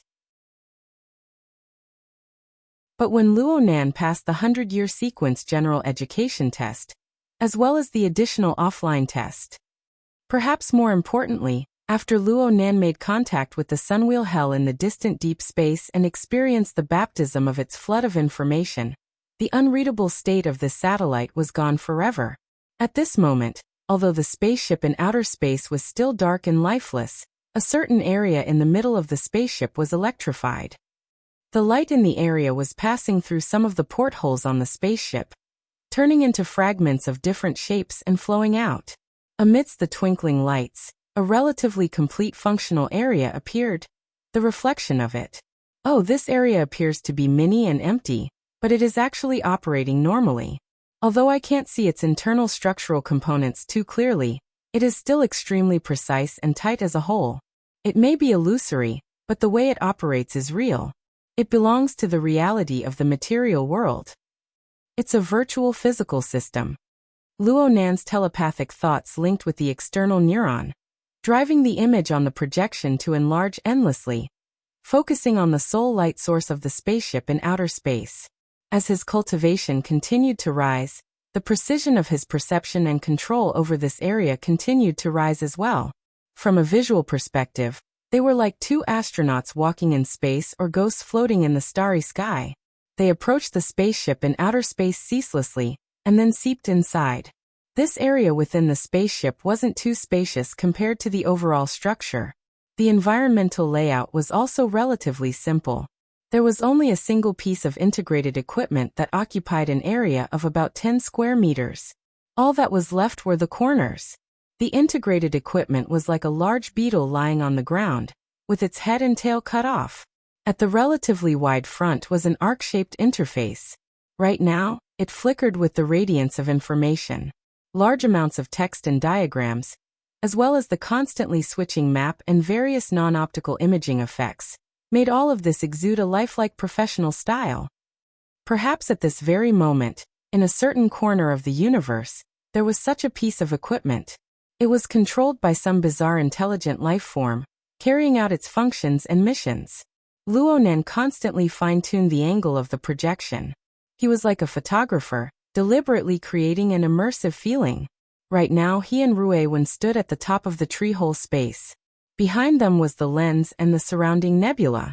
And in front of them was the enormous piece of equipment, even though it only existed within the mini spaceship of the virtual brain system.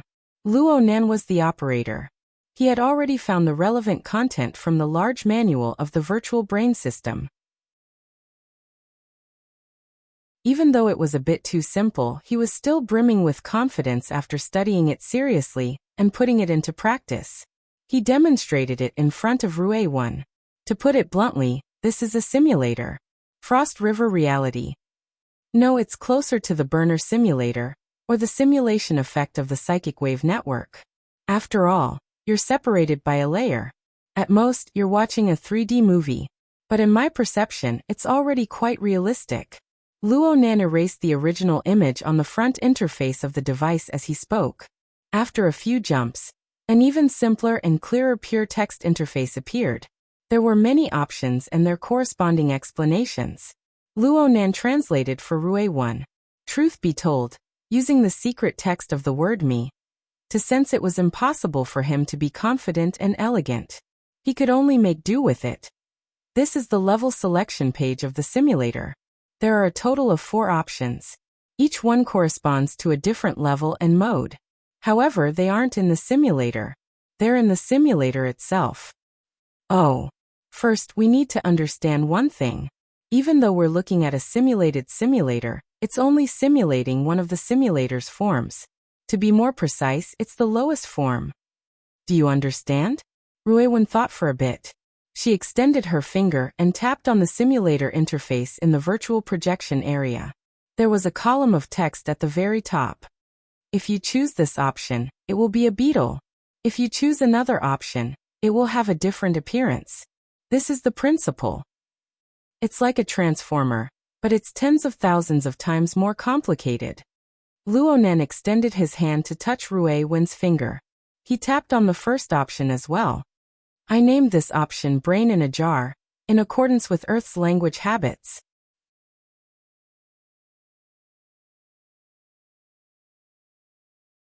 Chapter 881. Just listening to this name is enough. As for the effects, I just said it. There's no essential difference from the ones on Earth. It's just a mechanical instrument. It builds a limited space. In the extreme, you just need to soak a person's brain inside.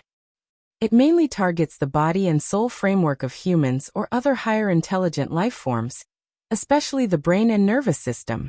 Through electrical signals and other stimuli, it deceives the sensory neurons and creates a fake environment for people.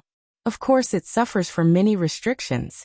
Even if it uses digital technology to construct a virtual physical system, it will only be an imitation of the local laws of space and time. In essence, it is only an illusion that acts on the brain. Some even require the active cooperation of the participants. It's clearly impossible to use this model in actual combat. At the very least, I have no way to install a virtual helmet on the heads of extraordinaries. Luonan said a cold joke, but Rue-1 didn't know how to cooperate. Her expression was serious but calm. Ahem, but the advantage of this emulator is that it's a relatively good editing tool.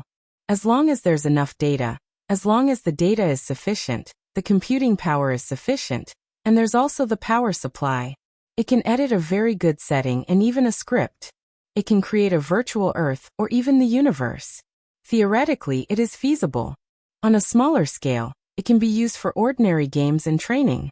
On a larger scale, it can be used as a higher-level simulator to perform deep calculations and deductions. The most important thing is that if there is a script that has already been edited by someone before, it can be stored and used on the spot. Luonan extended a finger and soon brought up the front interface. He brought up the image of a certain planet that he had personally experienced. It was the background setting of the offline test question. This script is quite amazing. It's extremely close to reality. It belongs to the reality of that higher civilization. It can be used as a reference, but it's just a reference. It can't be used alone. The plot of the exam script is too obvious. It doesn't seem like a normal plane waiting to be excavated. Luckily, there are many choices within the downloaded offline test module. I need to synthesize them. Rue-1 knew that the reference Luonan spoke of was referring to the misty haze-like projection illusions outside. The elements were quite complex. It looked like Luonan had already begun experimenting in this area, but the results weren't clear. Luonan could see part of Rue-1's thoughts. He continued to explain awkwardly. There's really nothing I can do about it. My sandwich domain, was created by compressing and piecing everything together. It wasn't easy for me to achieve a balance, but that was only an approximate solution in an ideal situation. It's just like the mathematics questions you're learning now. The formulas and constants used are all limited to practice and exam conditions. They don't take into account the real parameters of the material world. Don't expect to come up with anything convincing on this basis. However, if we don't care about the authenticity of the material plane, its settings are quite sufficient. The one outside, Captain Jimmy, is currently trapped in the script. I've even mixed a lot of elements into it. Coincidentally, he's implanted a very high-level dynamo core, so he can help test it out. The prey that was trapped in the spider's web and sleeping very lightly? Ruewen understood. She looked seriously at Luonan and nodded seriously. Luonan couldn't help but extend his hand to stroke the little girl's hair. He enjoyed the smooth sensation of her hair, and at the same time he justified himself. The current situation is much better. I can utilize an extremely abundant amount of computing power resources. I can optimize things from before, but it's still a domain after all. I can casually optimize and reorganize it. If something goes wrong, I won't even have time to cry. That's why I need to find a simulator first. The circle outside, aside from being used to deceive people, is also used for this purpose. Oh, low-end ones won't do. Let's continue. Luonan didn't linger on this topic. His fingertips repositioned the front interface and slid down to the second topic. Let's call this topic space-time fault, for the time being if we translate it. The materials used for this simulator are quite high-end. I still don't really understand it, and I can't translate it well. It's probably called space-time silhouette. But we have a ready-made example. Do you still remember? You were sleeping at the time, but you should have heard many people talk about it. It's President Ouyang's logic world. Ruewen nodded slightly. She really did hear people talk about it. At the time, Ouyang-chen intercepted a certain crowded commercial center area of Xia City. He drew a boundary, separated space and time, and formed a world of his own. In one fell swoop, ability users and ordinary citizens were separated, and he thwarted the terrifying actions of a crazy first ablatum of the Order of Justice. Although the enemy Ouyang-chen dealt with at the time couldn't be considered a true powerhouse, this sort of method was still one of the most astonishing and absolutely brilliant performances since the era of distortion. Let's say all streams return to the origin. President Ouyang's logic world can be said to echo with a simulator of this level. Even though the specific methods and applications are different, the core train of thought is relatively the same. It mainly targets the structure of space and time itself. Through a precise grasp of the local laws of space and time. And of course, there's also the extremely powerful bidirectional interference force and interference techniques on the mental and material planes to extract a certain silhouette fragment of the entirety of space and time to construct a world that originates from reality, yet surpasses reality. Back then, Luonan had watched the entire process in a pure observation mode. Now that he was talking excitedly, he wanted to use the external domain environment to construct the structure of the logic world from back then. He wanted to recreate the battlefield at Frost River Reality's flagship store. As expected, it was burnt before it could take shape. This time Luonan wasn't embarrassed. The degree of rigor of the logic world's structure, and the inconceivable details filled in under this rigor. Even though Luonan's experience had increased by 100, 1,000 times, he had never seen a second logic world like this. President Ouyang was able to accomplish this. Aside from his profound attainments, he relied to a considerable degree on the psychic wave network that covered Xia City. He also relied on a high-precision grasp of the network's coverage environment. It was impossible to successfully recreate the logic world based purely on impressions. Plus, although the logic world was good, it wasn't practical for Luonan. Consumption is one aspect. Due to this method, what is intercepted is an instantaneous fragment of the local spacetime, forming a fault. The logic world itself is affected by the interference of space and time. The structure's space and the time it can be maintained are limited. I've heard you mention that President Ouyang normally uses this method to conduct some relatively dangerous experiments, or to conduct some short-term simulations and deductions. This is the effect of a simulator. But to be honest, using it to deceive people isn't too easy. Ruewen nodded in approval. Luo Nan's finger slid to the third option. Dang dang dang dang. Here comes the important point. For this option, let's call it making something out of nothing for the time being. Oh no, let's call it a rule puzzle.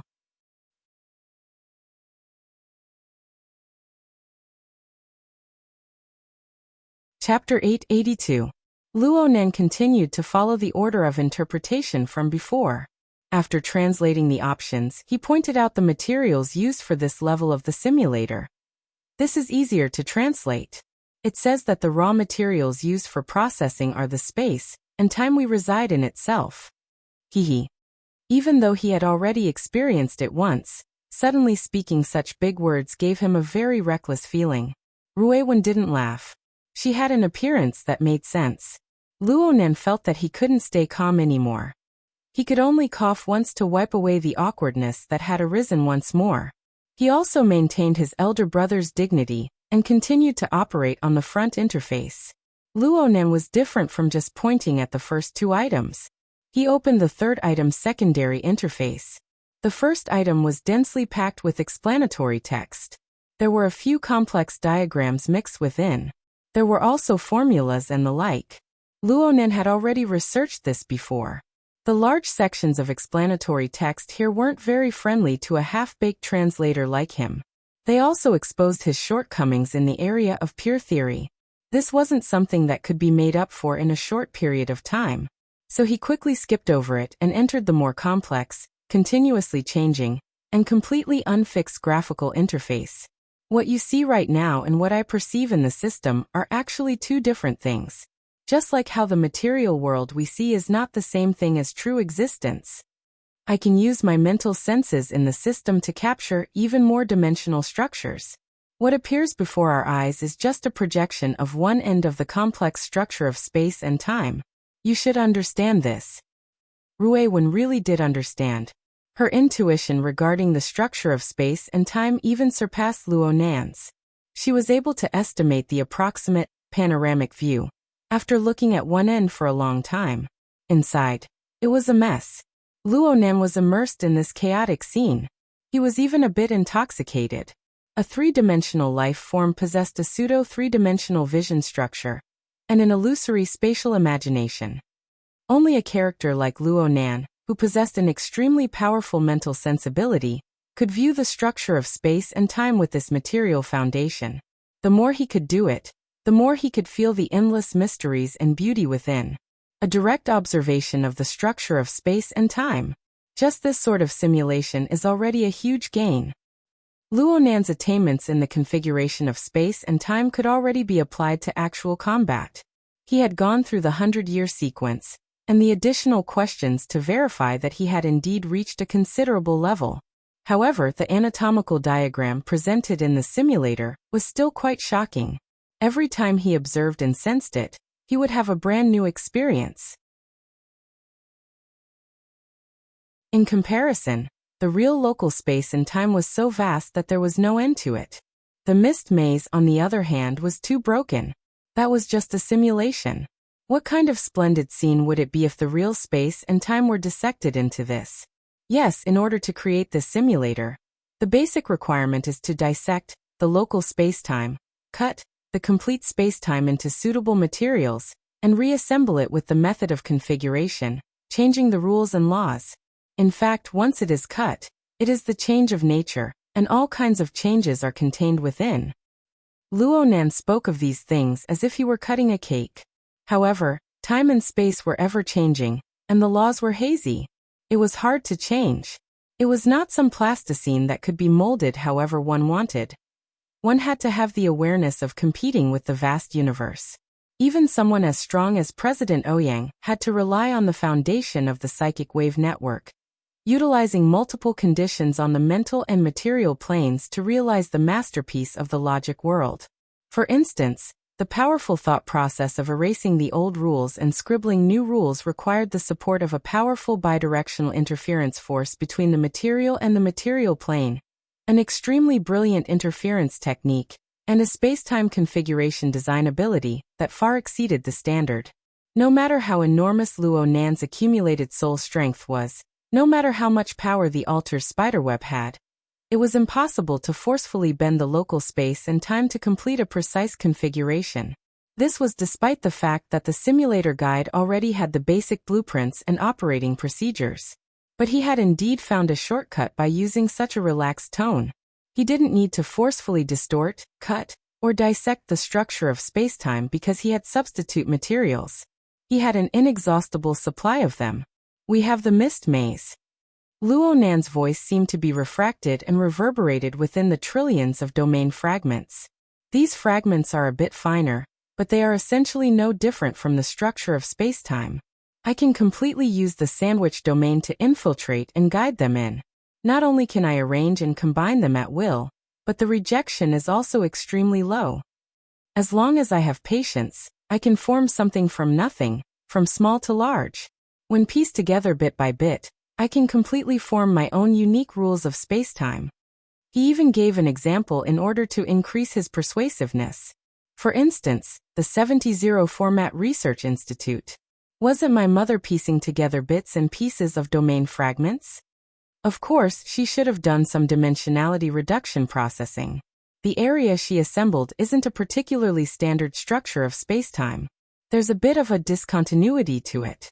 But there are many details that are worthy of in-depth research.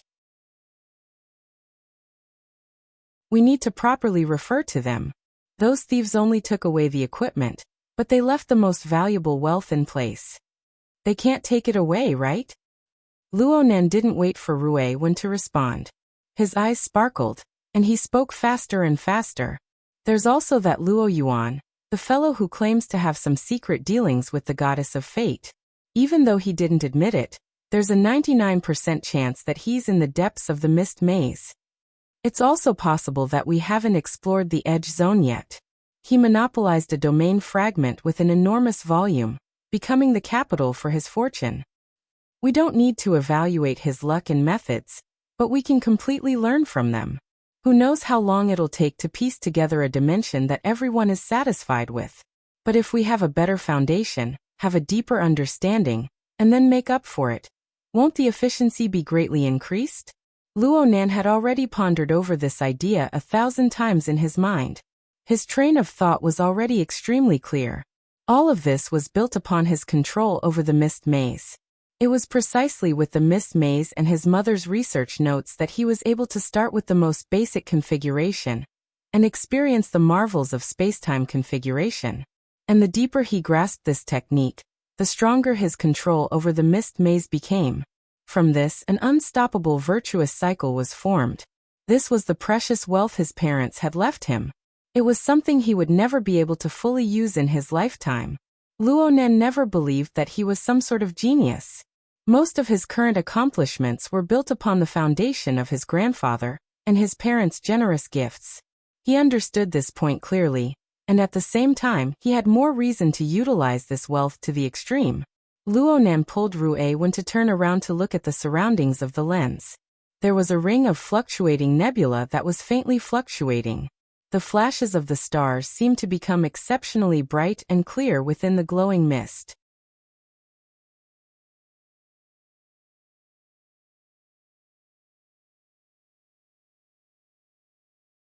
Luo Nan had linked the question board in his hands to a certain data center in Ban City. Luo Nan had finally collected this information. The source should be a part of a large data collection project of a large power. In the modern information society, this type of database also had an explosive amount of information. It was time to make good use of it. Sequence 2 data loading complete. How many seconds? 2. Luo Nan was a bit stupefied. The difference in mass. Did it need to be that obvious? Of course, from the information provided by the system. The external neuron had already been downloaded from the data center before it was officially loaded with Sequence 2's information. It was likely that the external neuron had already copied the entire set and was only now officially loading the analysis. This avoided the limitations of the Earth-level data center hardware, and with intelligent idle operation, it created a stunning effect. But no matter what, Luo Nan was reminded by the intuitive comparison of over 100 hours and 2 seconds. Compared to the flood of data from the Sunwheel Extreme Prison, the reserves of the Earth-level data center were on a completely different level. The Sunwheel hell was impossible to quantify, but Sequence 2's massive amount of data allowed Luo Nan to estimate an approximate value range. Using this reasoning, Luo Nan seemed to have underestimated the computing power gathered by the Alter's spiderweb and the ability level of the brain array formed from it. This kind of ability really exceeded his expectations. 5 days ago, the Wraith sign pulled the Alter's spiderweb with the help of the daytime nightmare.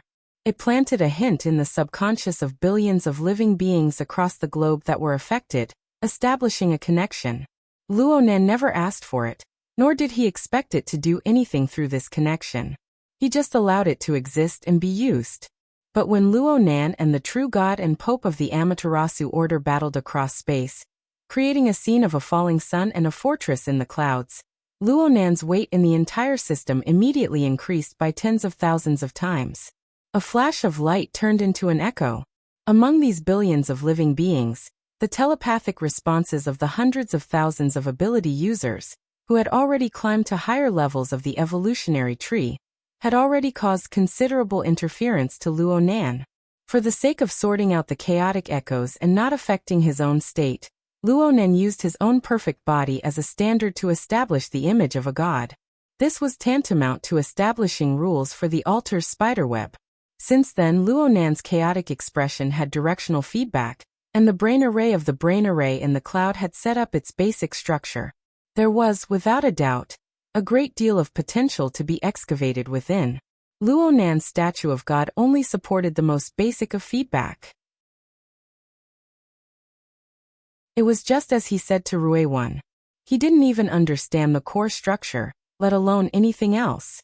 Luo Nan was able to realize a leap in computing power. On one hand, it was abundant to the point of overflowing computing power. It was similar to an exhaustive method, forcefully piling up efficiency. On the other hand, the Alter's spiderweb led by the Wraith sign, and the external neuron planted deep within the brain seemed to possess a basic framework for utilizing this resource. Luo Nan was at best a person who used tools. This was great. It wasn't like Luo Nan truly viewed himself as an omniscient and omnipotent god. He had domains that he was good at. Of course, he had domains that he wasn't good at. For the latter, the most practical consideration was obviously to utilize tools. The sudden increase in harvests did not disturb Luo Nan's established train of thought. Instead, it raised his expectations a step further. He had wanted to experience the large data processing capabilities of the virtual brain system. Now was the time. Luo Nan's fingertip swiped across the interface in front of him. He did not directly enter the rule jigsaw puzzle. Instead, he first clicked on the brain in a jar. Before developing a large construction project, he needed to make a solid design blueprint. After a series of operations on the secondary interface, the simulator of simulations gave feedback. Do you want to activate automatic editing mode? The simulator we are using right now is actually a virtual machine. Calculations on the pure data level are not needed. The external neuron is already hard enough. Let's begin now. Luo Nan's mouth did not stop. It was as if he was reminding Rui 1, but it was also as if he was encouraging himself. Then he clicked on the virtual button without a doubt, entering brain in a jar's automatic editing mode. The interface suddenly went black, but soon, glimmering text and information appeared section by section. Model. Inner Universe. Version number. Great Sovereign Level Basic Exploration Model 2. 7. Authorized Production Department. Heavenly Abyss Empire's 17th Equipment Department. Authorization Time Limit. Permanent. To explore the gap. To pay for shame. To live for the past. Zhan Yong. Who was Zhan Yong? Luo Nan could only guess that this was a name. He should be a character of great status in this high-level civilization. It was just that his words were a bit dull. The automatic editing mode settings came one after another without waiting for Luo Nan to ponder further. Unable to connect to the Heavenly Abyss Spirit Network. A valid data source has been discovered. Do you want to automatically import external data? Luo Nan, who had already read through the relevant instructions, Did not even think. He simply clicked confirm.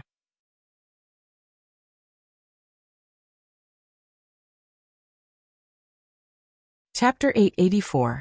It was the 12th of May in Ban City. This day seemed especially long. In the eyes of relevant people, this day had been divided into many events from morning to night. Ever since the Fusang Divine Tree system covered Ban City, experts from all walks of life took turns. There was no need to mention people like the Pope and Mr. Mo. There was also a high-level extraordinary level conference. Including the observers, there were close to 100 participants, and any one of them was a big shot. Normally, these participants would be the focus of attention and analysis by various intelligence agencies. Intelligence personnel would hate to stare at their crotches and see the color and quantity of their farts. But today the vast majority of people here were just there to cheer the crowd, but they still couldn't be underestimated. There was a huge amount of information, but it was also mixed with a huge amount of noise, forming a huge amount of data that tormented all kinds of professional intelligence analysts. Many intelligence agencies around the world were prepared to work until they died. It couldn't be helped. It was better than making a wrong judgment and causing a world war. In comparison, Deep Blue and the Apocalypse Laboratory, hidden in a certain region of the Deep Blue world, had their own intelligence analysis team. They were willing to spend money, and they had the advantage of being the first contact that others couldn't get. But they also spent the most effort on this. It had been 15 hours since Mr. Mo left the public site. The analysis team that had been temporarily assembled by the two laboratories was still working intensely.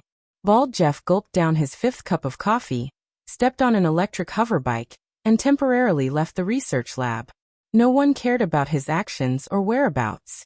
In the face of heavy analysis and research work, even raising their heads was a burden they couldn't bear. Jeff didn't go too far. He randomly found a communications room that could communicate with Earth space-time. He didn't care if he was being monitored or not. He just turned on the trans-world communication system, and soon, a 3-way communication was established. The projection showed the upper body of a person. On Jeff's left was Director Mao, who had appeared at the extraordinary conference. He was the spokesperson of Quantum Corporation in the inner world. And on his right was his biggest financial backer, Wang Yu. She was the head of a certain great clan with unfathomable influence in the political, military, and business world. She was the head of the Jade Review Association. Although Bald Jeff was the leader of the Deep Blue Laboratory and had always been arrogant, compared to these two, there was an insurmountable gap in status. There was an insurmountable gap in status between the two of them. The only thing he could do was to adopt a business-like attitude and report the latest situation. The current situation is intermittent, but there are still signals coming through. The accumulation of information was quite effective. Currently, they were trying to reconstruct the possible environment of the other side based on the feedback of the signal. They were also trying to determine the relative position. No one knows if it's real or not. At the end of the day, distinguishing between the real and the fake is the most important thing. I think that if we want to figure out where the new plane is, we should ask that Mr. Mo directly. That way we can have a straightforward answer. As he spoke, Jeff couldn't help but mutter a lot of things. He expressed his opinion, but his words were also mixed with emotion. Neither Wang Yu nor Chairman Mao answered Jeff's complaints. Instead, they asked after digesting the relevant information. The one who asked the question was Director Mao, who was still dressed in a flowery shirt. His question was slightly more radical. Do you have a basic judgment of the intersection of time and space? I mean, Levi, what was his judgment? Ban City? North or south of the coastline? Land or sea? I didn't hear any judgment. No. Director Mao narrowed his eyes. The bloodline and the excavation mission are his treasures. He can't wait to fill them with resources. Everything is laid out in front of him. Why isn't he saying anything? Bald Jeff shrugged. I haven't seen him for 7 or 8 hours. Last time, it seemed like he was still paying attention to Xia City. I'm not too clear about the specifics. Xia City. Director Mao muttered. On the other side, Wang Yu just smiled, watching Director Mao and Jeff communicate. Director Mao relied on his understanding of Li Wei to make a judgment. circling around Xia City all the time? Is his attitude conservative, or does he have a plan? No one answered him. Director Mao wasn't here to perform a one-man show. He pulled Wang Yu along, ignoring the surveillance, and opened a cross-border communication channel. In addition to understanding the information, he also needed to have a clear attitude. So he suddenly changed the topic. He didn't even care about the awkwardness. Speaking of having a plan, Wang Yu, you're taking your time. Are you still planning to hold the high seas auction? Wang Yu was still smiling, but her tone was very certain. Of course. There are even more people looking forward to it. Really? Mr. Mo can't figure it out. From Luonan's perspective, there might be unexpected harvests. Quite a few people think so. Luonan, it's time to mull things over. Also, Director Mao, your extraordinary conference played beautifully with the adjournment, but it stifled people quite badly. I heard that quite a few people believe that the conference will resume on the day of the auction. They can invite the parties involved to have a detailed discussion face-to-face. Perhaps they can reach an agreement on cooperation on the spot. Director Mao laughed. It's also possible that a world war will break out on the spot. That's why it's in the high seas region. No. It's too close to my vacation island. Wang Yu made small talk. This is a major event related to the new plane. Director Mao, it's unjustifiable for you to hold the idea of staying out of it. It seemed like a casual conversation, but it involved an extremely serious core. As for how serious it was, the two people participating in the conversation had different understandings. Director Mao also made small talk. He led the change of topic. Speaking of the new plane, there's also Xia City. I've reminded you. There's a matter. Oh, Wang Yu maintained her smile. A sudden inspiration would not appear so openly in this kind of conversational setting. The other party must be referring to something. Sure enough, Director Mao soon snapped his fingers. Your side recently funded a research project. I think it's called something called Comparison of Aberrant Ecology. The preliminary conclusion is quite eye-catching. Aberrant ecology? Wang Yu pondered for a moment and nodded. There's something like that. However, I'm just one of the natural sponsors. I'm a private investor. On the other hand, Quantum Corporation is the institutional sponsor. The ratio is quite impressive. I'm not sure about that. Why don't you tell me about it? Wang Yu's smile deepened. The specific content is a comparative study of the ecology of the volcanic region southwest of Spring City and the wilderness surrounding Xia City.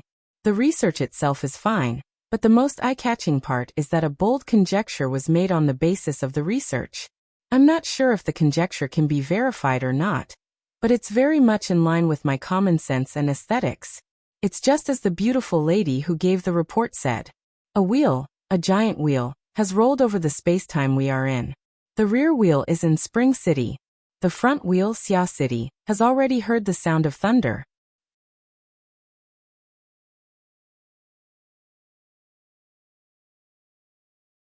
Chapter 885. Wang Yu used poetic language to describe it, but he was calmly assessing in his heart. Someone deliberately leaked the news. Just as all the extraordinaries in the world were rubbing their hands in anticipation of the new plane, someone finally began to exert their strength in front of the stage and behind the scenes, trying to guide the direction of the matter. He could even roughly guess who it was.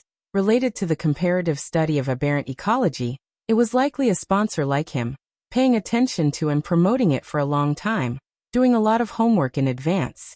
Therefore, only by releasing the news now could they win people's trust. Even a strong-willed person like Director Mao was in a state of doubt. At this time, Director Mao thought of another story. Spring City. Many things have happened in Spring City in the past 6 months. Even someone as reclusive as Li Wei can't stay calm. I heard someone stole a uterine fibroid, which is like stealing his elixir. Wang Yu simply answered, I've heard of it. That seems to be where Jin Buhuan perished. To be precise, it's the southwest volcanic area. It's a few hundred kilometers away, and it's just missing. A sensitive area. Director Mao stared at Wang Yu, and Wang Yu looked back at Director Mao. They were both pondering each other's thoughts. In the end, Director Mao got straight to the point. Speaking of which, Luo Yuandao's laboratory is very close to that place. That's always been their active area. It seems that young Master Wang already has a direction? As I said, this is more in line with my common sense and aesthetics. Wang Yu also put on a frank attitude. A plane that's extremely close to us will always have some contact with us for a period of time, more or less, and not just appear in everyone's greedy dreams. Director Mao clapped his hands in admiration, the hairs on his arms trembling. Now that's a solid attitude. Now that I think about it, the so-called new plane for the past 6 months wasn't just a dream. So, what does young Master Wang plan to do next? Cooperation. Cooperation that can quickly get results. Wang Yu looked like he knew everything. Director Mao, and Quantum Corporation. What are your considerations? Considerations? Are you talking about those greedy shareholders, or the brain-dead board of directors? After a pause, separated by a distance of several thousand kilometers, the two looked at each other and laughed. There was no other reason than that these two people, or at least the two parties involved, were both brain-dead members of Quantum Corporation's board of directors. The equity structure of a public company such as Quantum Corporation was far too complicated, and it had to be complicated. It was one of the largest organizations in the world, and it was distributed in the hands of thousands of large and small institutions, as well as countless private investors. Even if 88 isolated cities floating on the Earth's crust were a little strenuous to support a globalized environment, political, economic, military, and historical factors had determined that such an attitude was necessary. Of course, the result of the complicated equity structure was that the leading power of the board of directors was greatly increased. External directors with huge connections and influence, as representatives of various forces, entered the board of directors, forming a kind of loose interest group, harmonious but different, fighting but not breaking. Of course, the board of directors had also been renewed and replaced over the past few decades. In the end, those who were seriously unsociable were eliminated and a relatively stable governance structure was formed. Quantum Holdings definitely had a basic standpoint. Even if it was vague, it would always stand firmly on the side of the world's advantageous side, steadily seizing the benefits. With a successful example before them, Director Mao and Wang Yu brought up the discussion mode of Quantum Corporation's board of directors. Cooperation is the correct choice. Everyone here isn't a child protecting their food. As long as there is compromise, there will be a basis for cooperation. As long as the first step is taken, there will be a first step. Even if it's a deliberate lie, there will always be elements of truth within. But many people think highly of themselves and prefer to settle things in one step. There are also people who don't recognize the logic of adults. Having said this, Director Mao recalled a certain piece of information. There really is a child among the collaborators. And quite a few intelligence agencies believe that he has a tendency that isn't too good. Regardless of whether Wang Yu knew or not, she had to put on an interested attitude. You're talking about Luo Nan, right? What do you mean? It's said that this person, Luo Nan, has a tendency of thinking that makes simple problems complicated and complex problems modular. He hopes to be able to use a kind of universal solution to solve these types of problems. This doesn't conform to the reality of doing things, and bugs will frequently appear. But we have to pay attention to one possibility. With his talent and special ability, he really can find a kind of universal solution in the vast majority of situations, even if it's only universal to him. If this is the case, then it will be quite troublesome. A capricious theorist. The kind that can distort reality. Wang Yu concluded. Then she laughed. Generally speaking, this kind of person often ends up being kicked out of the board of directors. But that also requires a period of running in and confirmation. Before that, I have to lure them in first. This is the way I like to handle things.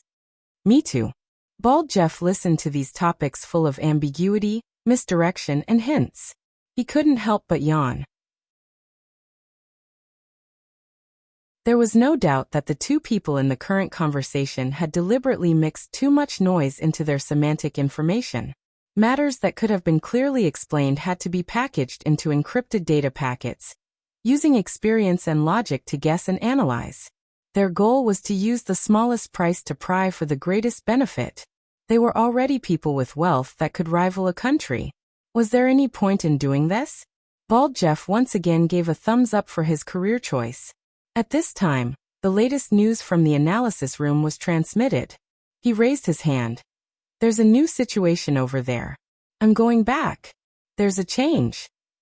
There's one more set of data that needs to be analyzed. Preliminary judgment is that it involves the authority request of Jimmy's internal dynamo core, MD11 type. It's related to information retrieval. It's not a small discovery. Seeing the reaction of the two, Bald Jeff quickly understood and explained. In layman's terms, we have reason to suspect that Jimmy is in an area with a relatively complex external environment. Its built-in database is no longer able to adapt to the relevant elements of the scene. Therefore, according to the corresponding mechanism, it will automatically request information support from the Apocalypse Array.